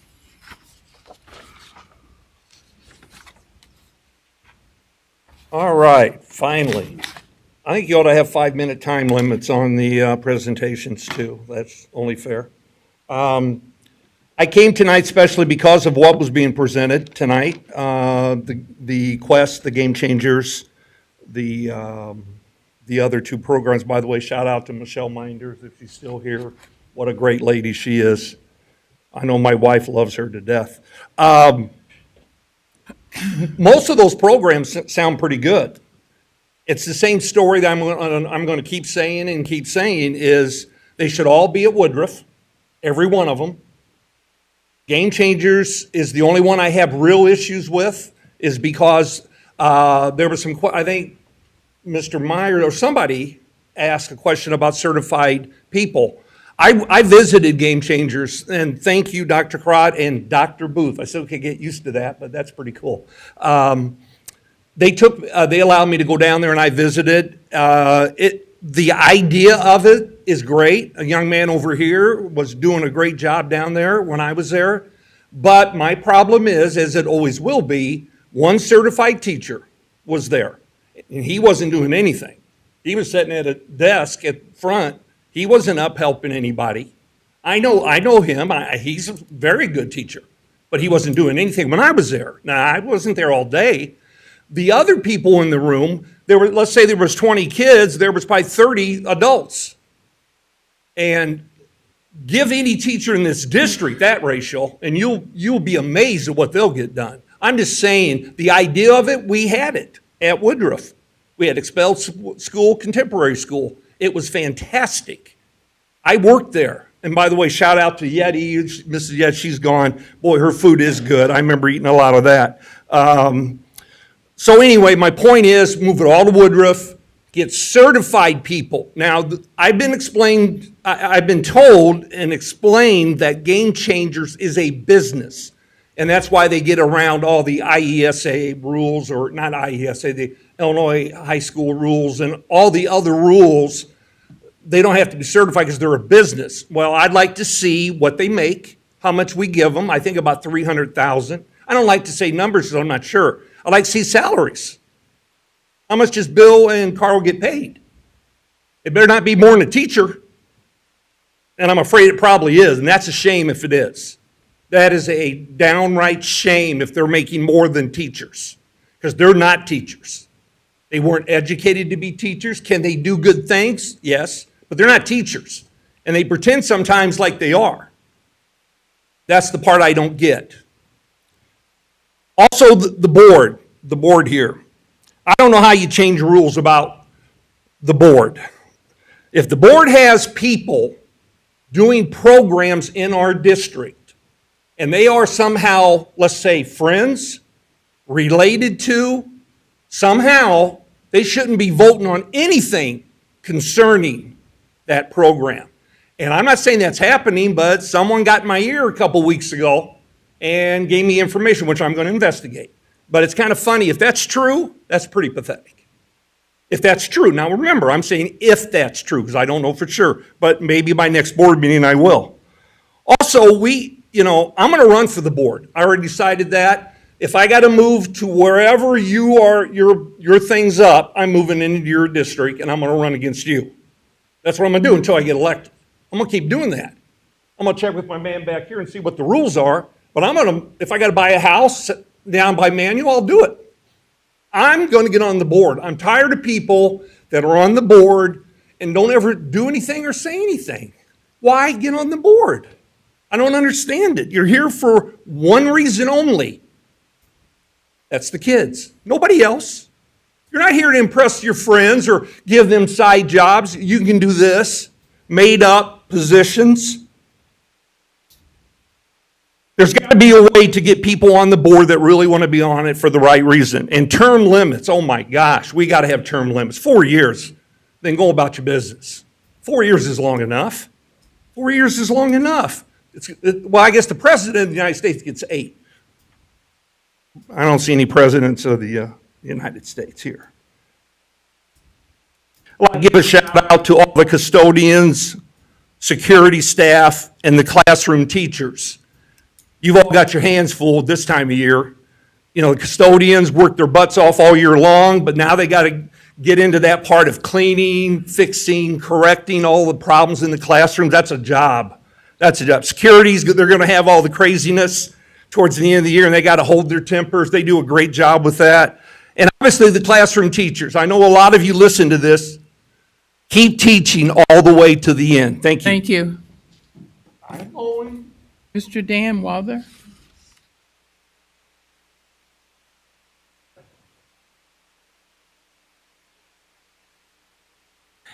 Good evening, everyone. My name is Dan Walther, 1226 East Maywood, Peoria, Illinois.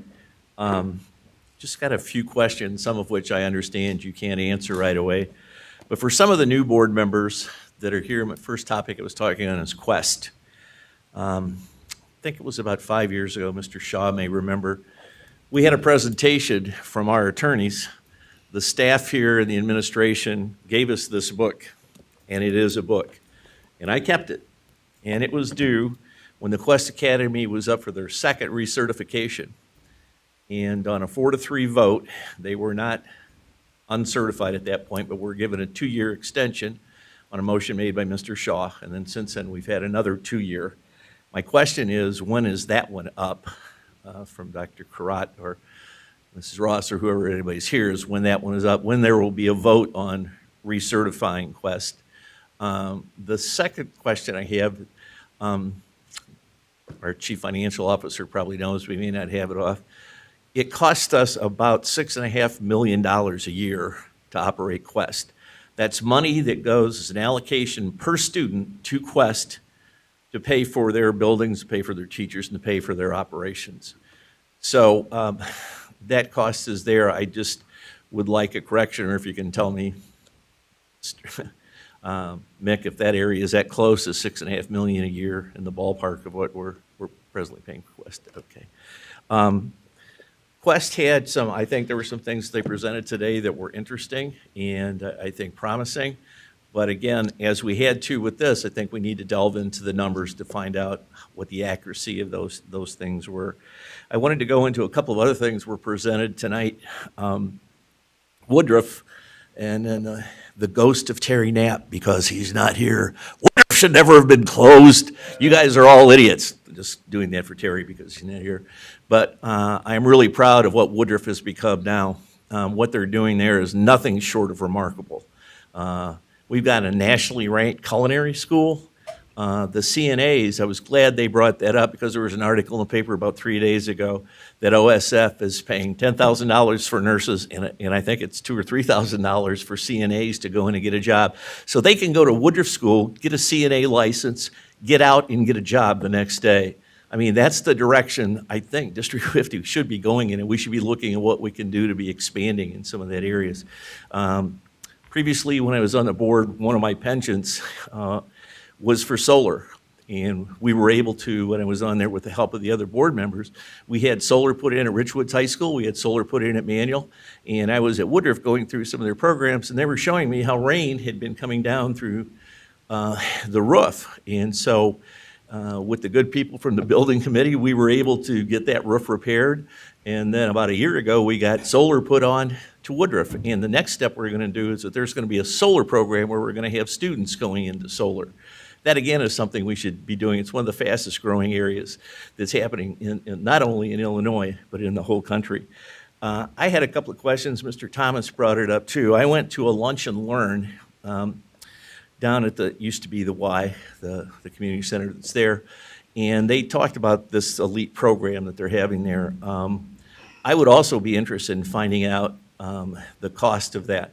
I believe Mr. Cannon said it was 40 students that they had that were involved in that. I would just like to see what the cost was for that. The RISE program, thought the young lady did a really nice presentation. I guess my question is, where are those students going to be housed? If there is a location that you have that's is it going to be different than what we had from the previous group? Are they going to house that themselves? Those are questions I have. I love the outline of the program. It's very much needed. I'll say it out loud. I agree with Mr. Miller. I think this may be just the tip of this. I think we may need more than that, for this to go. It's still an issue that we have in this district, and we need to provide these students with an alternative form of education that we can use so that the rest of the kids can move forward. We've got a long way to go to try to catch up with the rest of these kids. And the last thing I was going to say was I appreciated the people that were recognized here, but Richwood's ROTC, girls first in the nation, boys third. I think maybe it'd be a nice thing if the next board meeting you could bring them here to get some recognition from the board. That's a phenomenal thing that they did. Girls track, we had people that were placing all over the state. And boys tennis, I think they should be acknowledged at the board too. I got the bell. Thank you. Thank you. Dr. L. Phillips? Did I get that right, Doctor? No, it's just Ellie Phillips. Oh, you got Dr. marked. Okay. Yes, but maybe someday. My name's Ellie Phillips. I'm a kindergarten teacher at Maud Sanders right now. And I just wanted to read my letter of resignation. I already put in my letter or my resignation to the board, but I just had some things I wanted to say. So I'm just going to read it. Please accept this letter as my resignation from my position as a kindergarten teacher at Dr. Maud A. Sanders Primary School within Peoria, District 150. My last day will be June 3rd, 2022. First, I would like to thank District 150 for being a place where I became a teacher and created many memories. During my 10 years with District 150, I have met some of my strongest supporters, and that will always be special to me. I will miss my students and my building immensely, but I need to take care of myself. I have been loyal to District 150 for my entire teaching career. And unfortunately, this district is no longer a place that I feel appreciated by as a professional. District 150 makes decisions that ultimately benefit them financially and put aside the choices that are best for their students and their staff. The school board does not truly know what is best for the schools, the staff, the students, and consistently makes decisions that reflect that fact.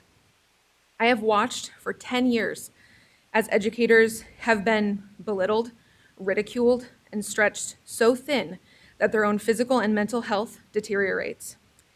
During my time with District 150, I have met some of the most selfless and incredible educators, and their spirit is being crushed by the leadership that this district currently has. If things do not change and the board does not start listening to its staff, I fear for the future of the Peoria District 150 schools. Last year, educators lost the support of instructional coaches and interventionists. This role was crucial for the day-to-day survival of educators because it provided us with immediate support when we needed assistance to reach some of our most struggling and vulnerable students. This role was ultimately taken because District 150 cannot fill teaching positions. This is just one example of how much of a disconnect the board has to what is really needed in our buildings.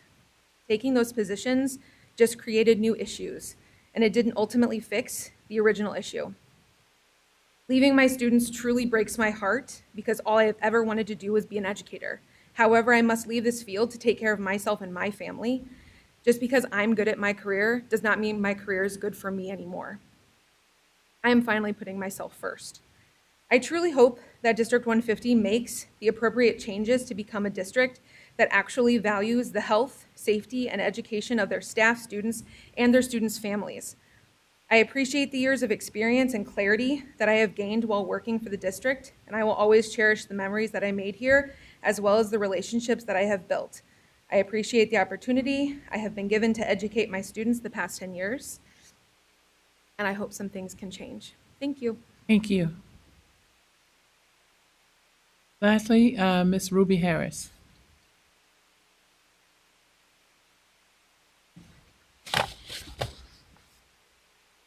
Hi, my name is Ruby Harris. I'm a employee at Richwood High School Cafeteria.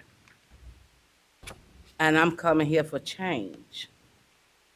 Change in the cafeteria. I've been working there. I started at Lincoln. I've transferred to Richwood, but I've been in the district for ever since 2008. And I've seen a lot of stuff go on in the cafeteria. Richwood, most of our, under that management at Richwood, she's rude. We done went to meeting on her.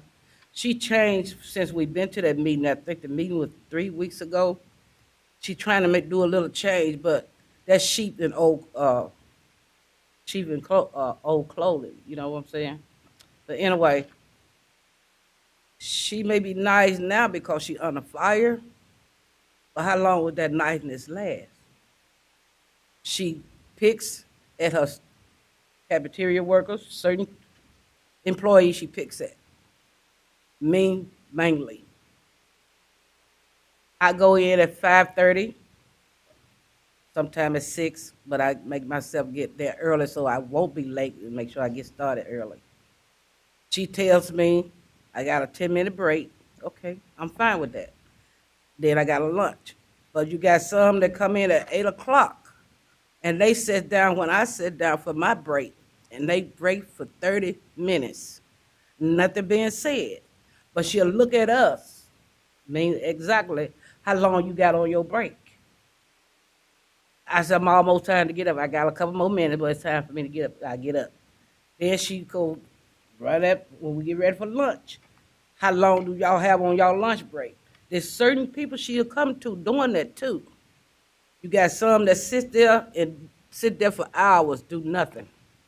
But let one of us, mainly the blacks, do it. She own us. They tell us, lately they told me that she wasn't raised to treat us black peoples or how to treat us black peoples.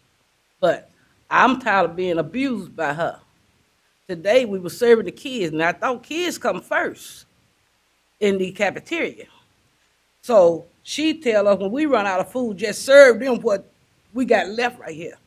That's not fair to the one that coming in there. These kids that come first get the good food.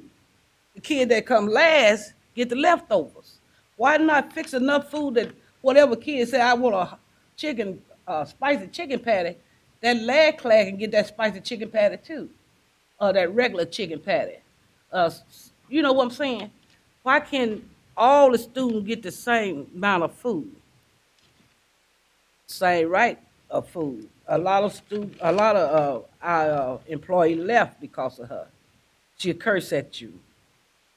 But when you curse back, they want to write you up. She'll argue at you on the line, coming at you like you a kid. Ain't no kids in there. We all older than she are. But she rude like that. And like I said, I told Mr. Greg, I said, I'm going to make a step. I'm coming there. Don't nobody else show up. They all folks showed up with me tonight. But they got scared that they were going to lose their job. And I told them that job ain't worth it, taking the brute that she give to us. So I said, I'm going to make my step, and I'm going in if I have to go in by myself. And here I am. Praise the Lord, I'm here. So I'm asking for change at Richwood High School Cafeteria. Thank you. Is there any response to audience participation?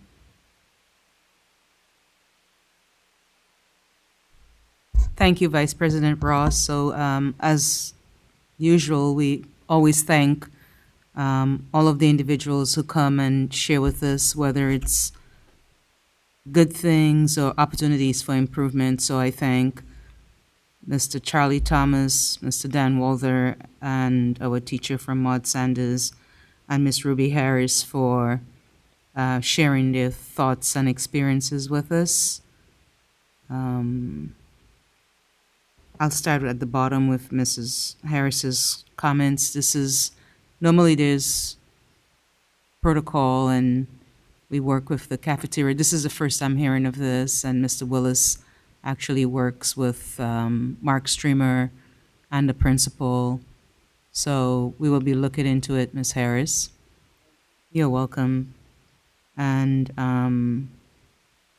yeah, I know in terms of our teacher who's leaving us after 10 years, I'm sad about that and disappointed, but we understand that sometimes individuals have to take a stand, but I think the decision that we made around filling classrooms with interventionists and reading coaches, because we had children going years and years with subs and no teachers, that was actually the right thing to do with the shortage, not only when teaching, but every other category that's out there, not only in Peoria Public Schools, but nationwide there's a workforce shortage. So it was a tough decision for sure, because we value those positions, but it was a tough decision that needed to be made. And Quest's contract goes until 2024, right, Dr. Ike? I know thus far, at least what's on the table right now. So that was a question that came out. And then the Rise Academy will actually replace Chance Light. So it's same location. The location is the very same. It's still at Treewin on the wraparound side. And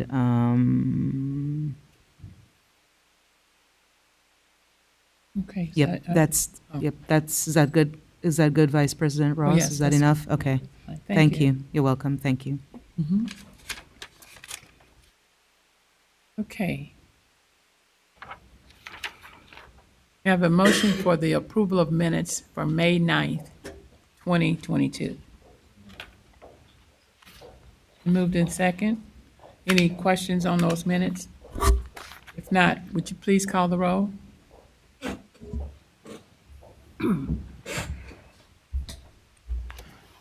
Mrs. Costick? Aye. Mr. Claus? Aye. Mr. Murphy? Aye. Dr. Rankin? Aye. Mr. Shaw? Aye. President Wilson? Aye. 7 ayes, motion carries. I don't remember saying anything. Okay. Information items. Do you have a superintendent's update? Vice President Ross, just quickly, I wanted to reiterate what Ms. Costick said. We'll just make it celebratory. Congratulations to over 800 children, young people from Peoria Public Schools who graduated on Saturday. Kudos to, the parents, the guardian, the well-wishers, family members, the staff, administrators, teachers, who've guided them along this journey for 12 years.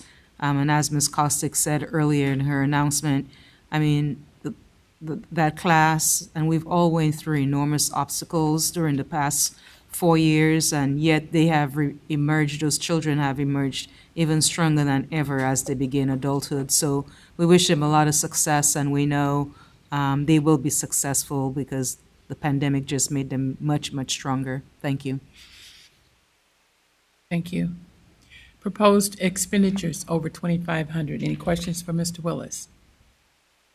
Ms. Costick? I have a lot of questions. What time is it?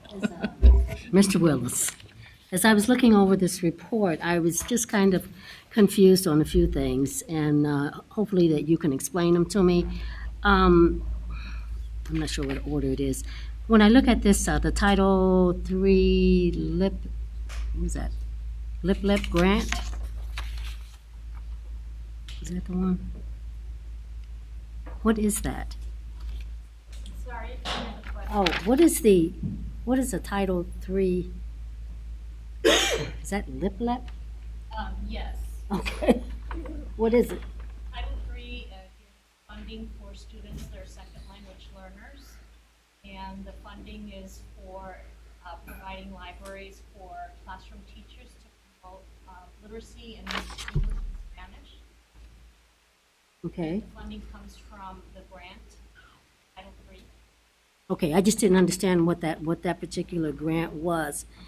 And then on here, on the expenditures over 2,500, I guess I'm confused over all of these laptops as to why we're still purchasing laptops and what that's for.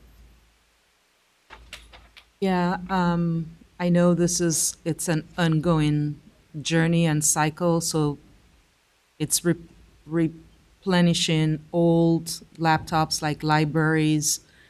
And so this will be an ongoing, I know there's one for Charter Oak. Dr. Wood, are you there? Or Carla? I think these laptops were for the after-school grant. Oh, okay. This particular set, if I'm looking at it right. At Charter Oak? For Charter Oak has this couple hundred. $100,000. This one? These. Mm-hmm. And this. Yeah. Okay, can you speak up a little bit louder so they? Oh, I was just showing him which ones I was talking about. The ones she is pointing out on her report are connected to the after-school grant, it looks like. Okay, explain that to me, because I don't understand. What's the program that? I'll have to go to our grant expert. For several of the schools having an after-school program, we have a grant that covered quite a series of schools that can have an after-school program.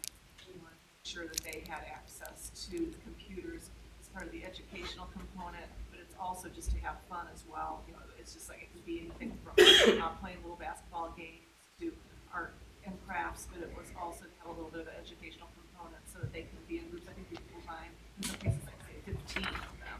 I just didn't make sure that they had them in that room as well.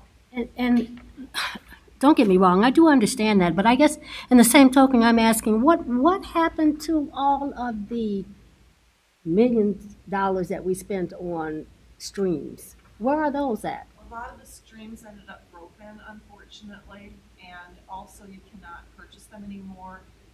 What can you say, but they're out there, they're just not producing them anymore, that they've moved on, and so now we're using X360s instead, and they're stronger, they have more storage, that kind of thing. They can be used and they're utilized in more ways than the streams ever could be. The streams can still be utilized for taking home if we, heaven forbid, end up back in the COVID situation.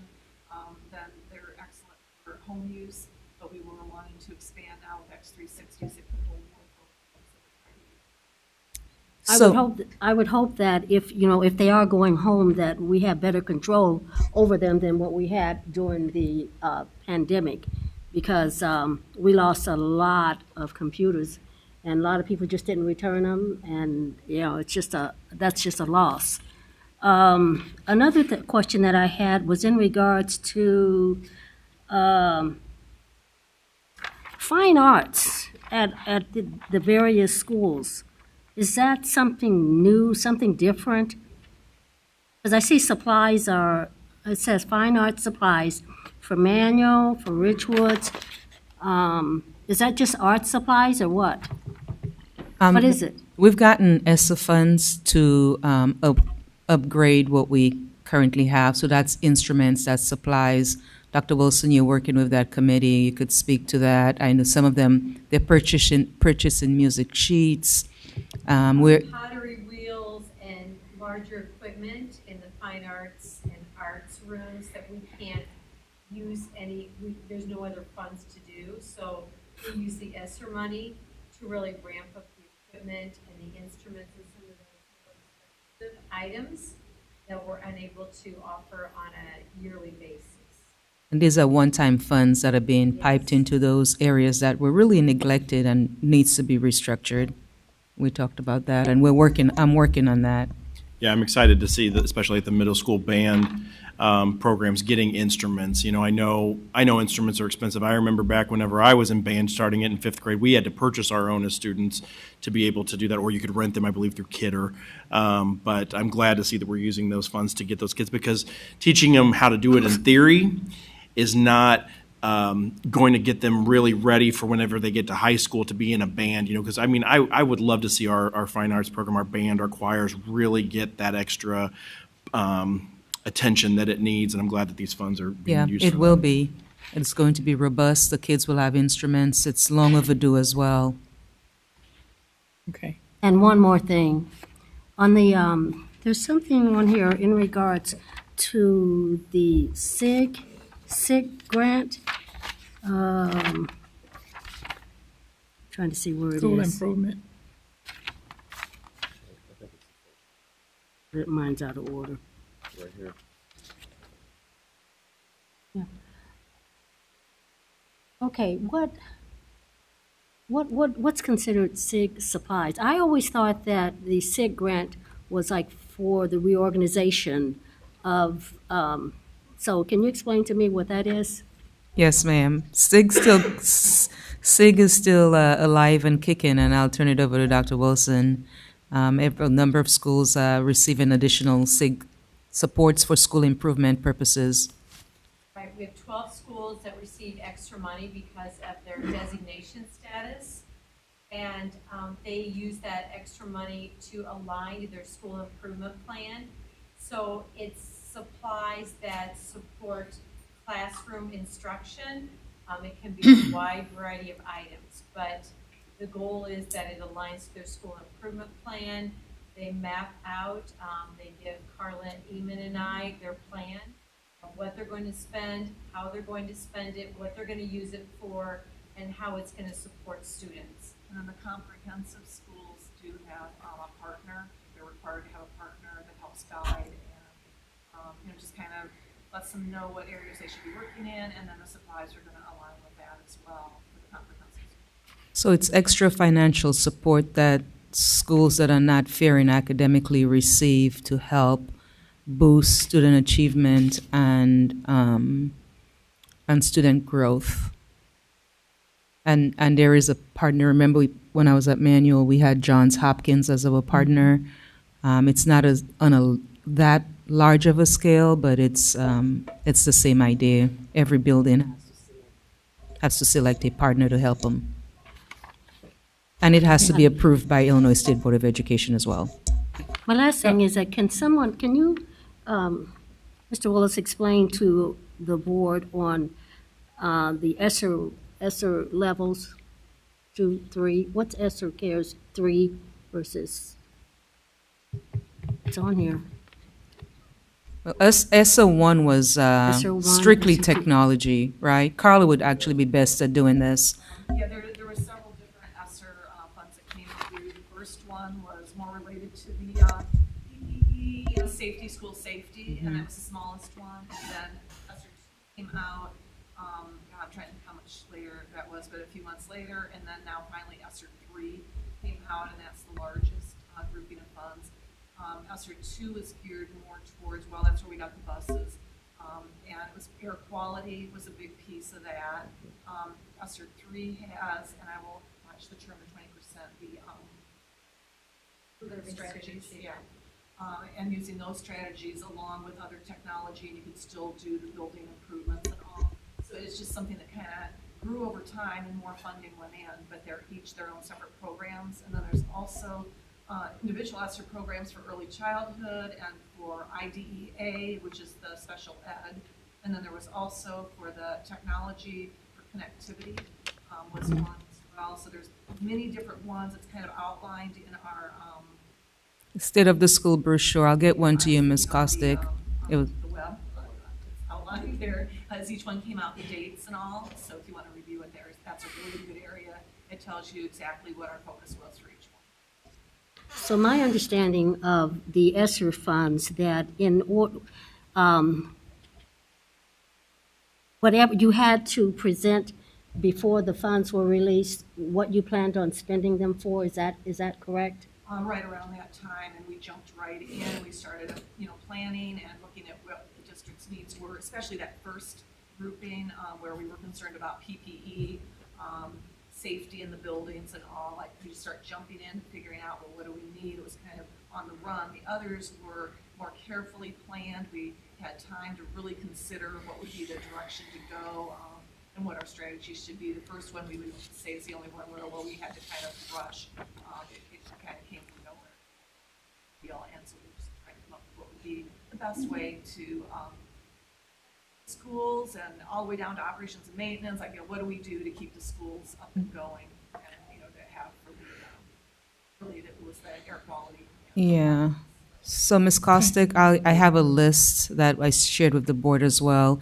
If I remember the order, the majority of the ESSA funds went to HVAC and air quality. I think maybe 28 million, if I remember correctly.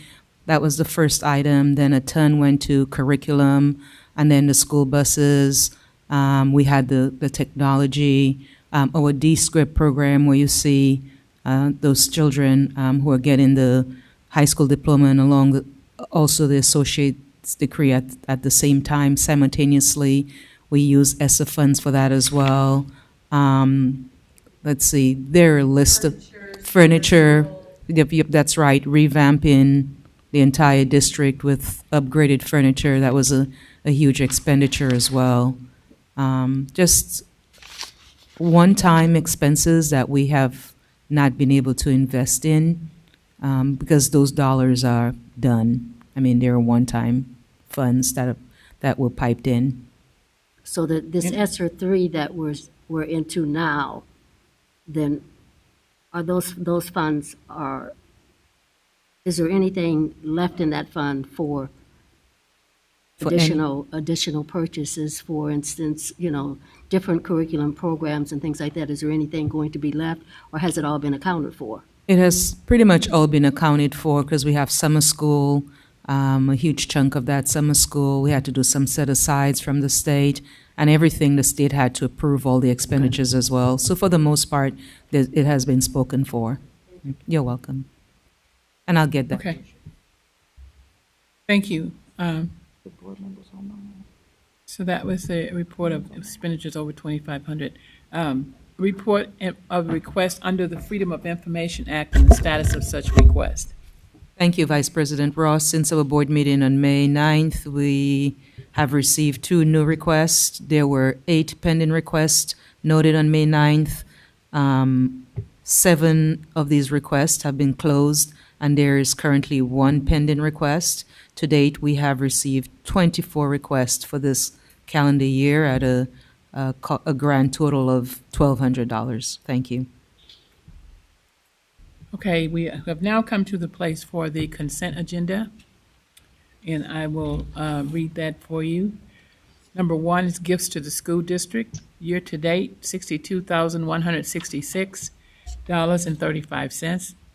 Number 2, payment of bills. Number 3, payment for travel. Number 4, human resources report. Number 5, professional service agreement with PureTech, Inc. Number 6, Spanish guided reading literacy library, I don't know what that is, OP, educational publication. Number 7, approval of Woodruff students to Skills USA National Competition overnight trip to Atlanta. Number 8, Pasco Essential Chemistry. Number 9, Reading A to Z. And number 10, the Black History 365 curriculum. Number 11, an agreement with Richwoods Youth Baseball Association. Number 12, an agreement with Peoria Christian Center League. And number 13, Architect of Record, IDG Plus Architects. Are there any items any board member would like to pull for a separate vote? I'd like to pull number 5 just for clarification. If it's clarification, you want to pull 5? Okay, can I get a motion and a second on everything except number 5? Okay. And so, are there any questions or discussion on all items except number 5? Hearing none.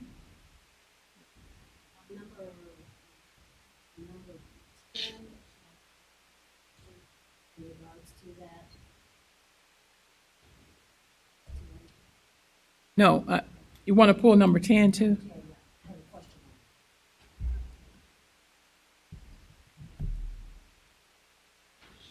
No. Basically, you don't have to pull it if you just have a question, but I can pull it though. So if, okay, for anyone else, anyone has a question on anyone except number 5, go ahead, Ms. Costick. On number 5? Yeah, number 10. Okay, Yes, number 10, I was just wondering, this says for grades 5 through 8. I was wondering about what we're doing as far as the high school. When is that coming to us? The high school has already been approved, I thought, so we're just doing renewals.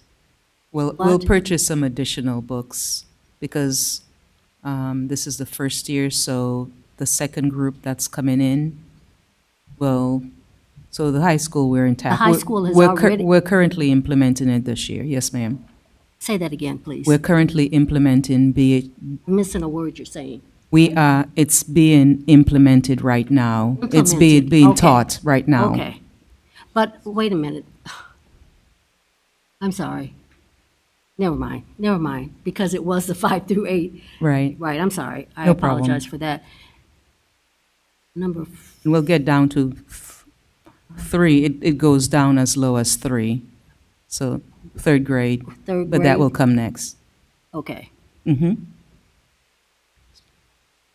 So we're wrapping up 1 year of BH 365 at the high schools right now. Next year will be their second year. And I we'll thought- add. There were some questions in regards to that we really need to talk about, Okay, okay? okay. No problem. Okay, And- so any other questions on any of the items except for number 5?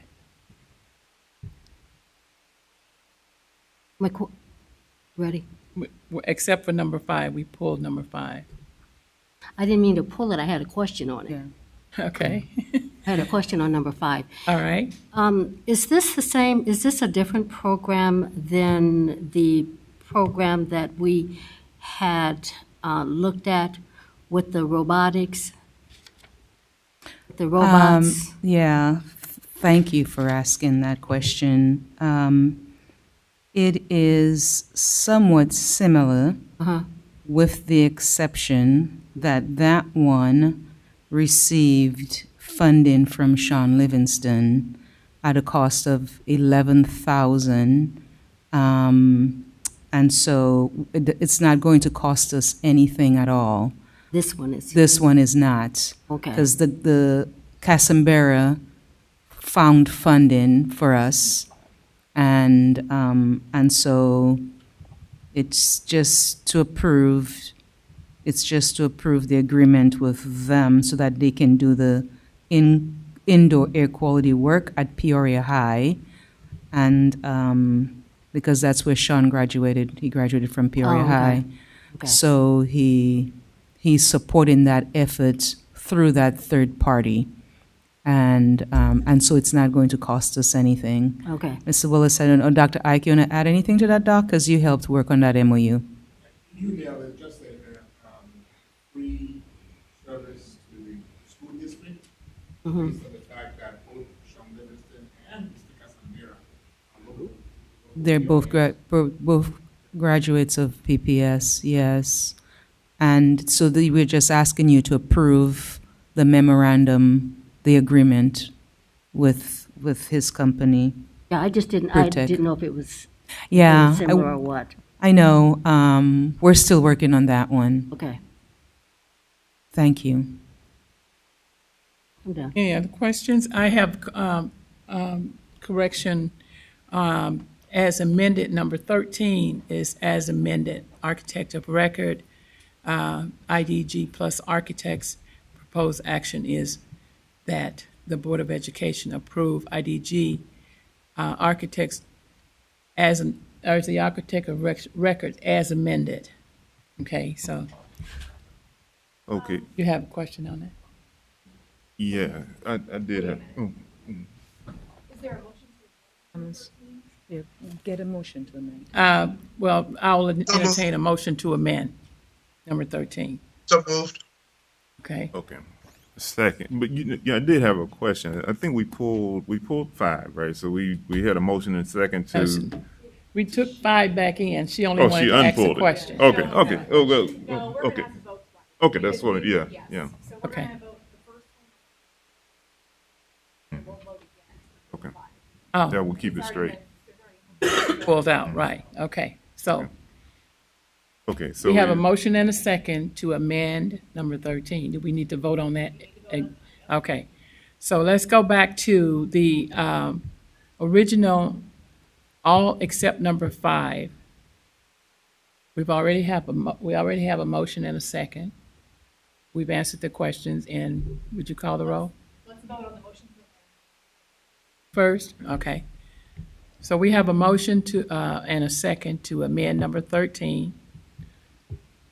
Are there any questions or comments? If not. No, it's going to be amended by the superintendent. Okay. Would you call the roll? Mrs. Costick? Aye.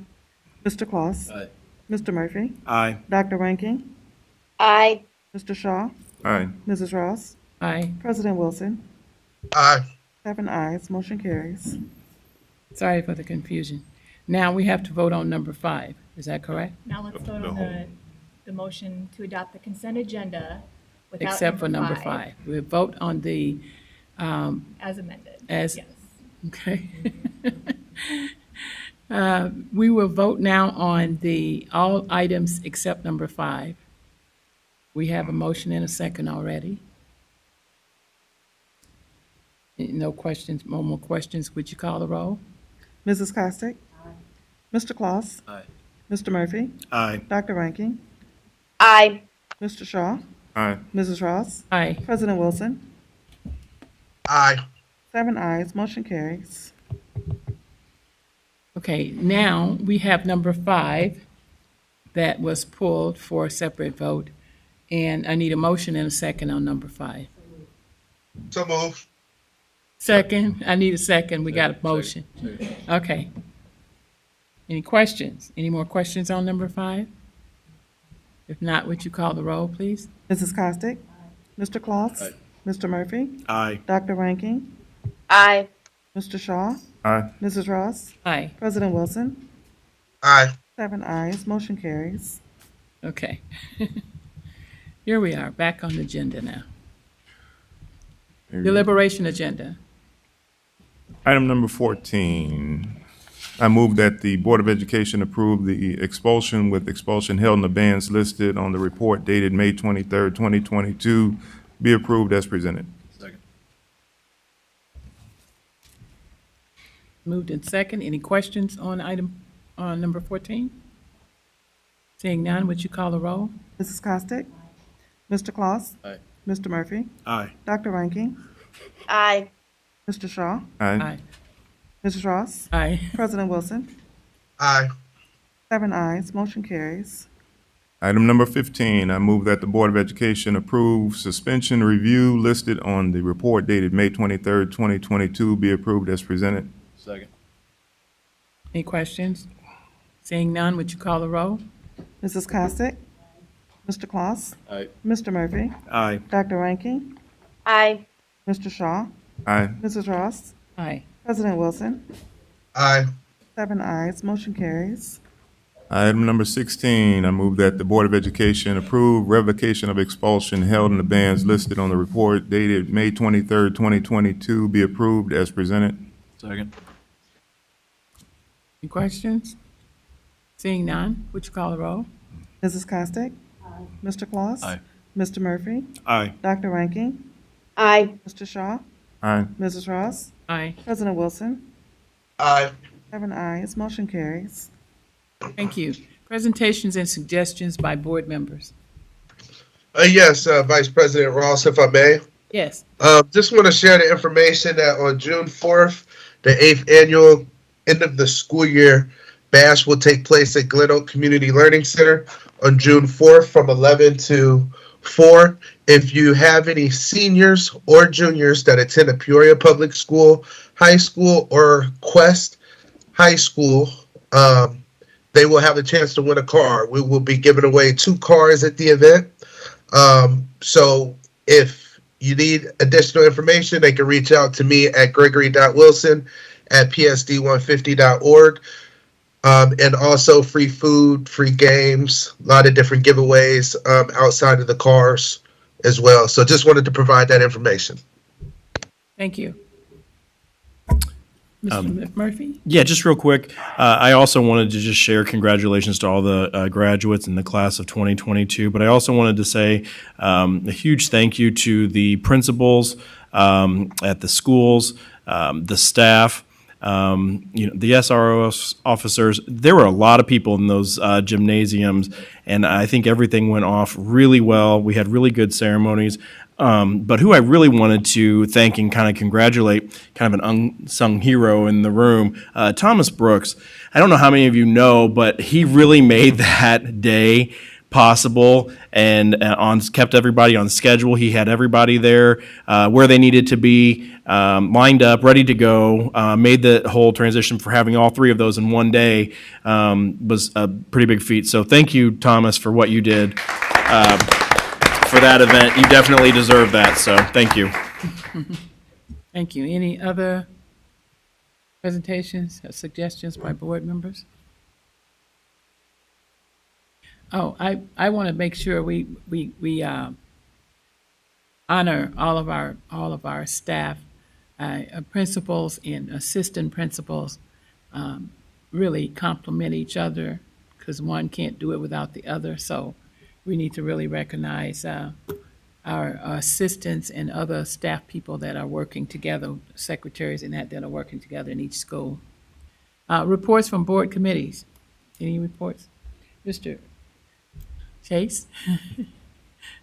Policy will be Wednesday, the 15th of June at 3:30. Okay, thank you. The building committee will meet on Tuesday, June the 7th at 10 o'clock. Mm-hmm. Any other committees? Dr. Rankin? I was going to say, we need to set our next meeting, purchasing. Yes, we do. Dr. Rankin? No, the parent teacher advisory committee is all done for the year. We did our final report last week or last meeting, so we are all done for the year. Yeah, I forgot about that. Yeah, you did. Okay.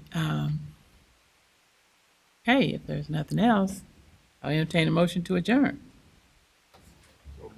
Second. All right. Thank you.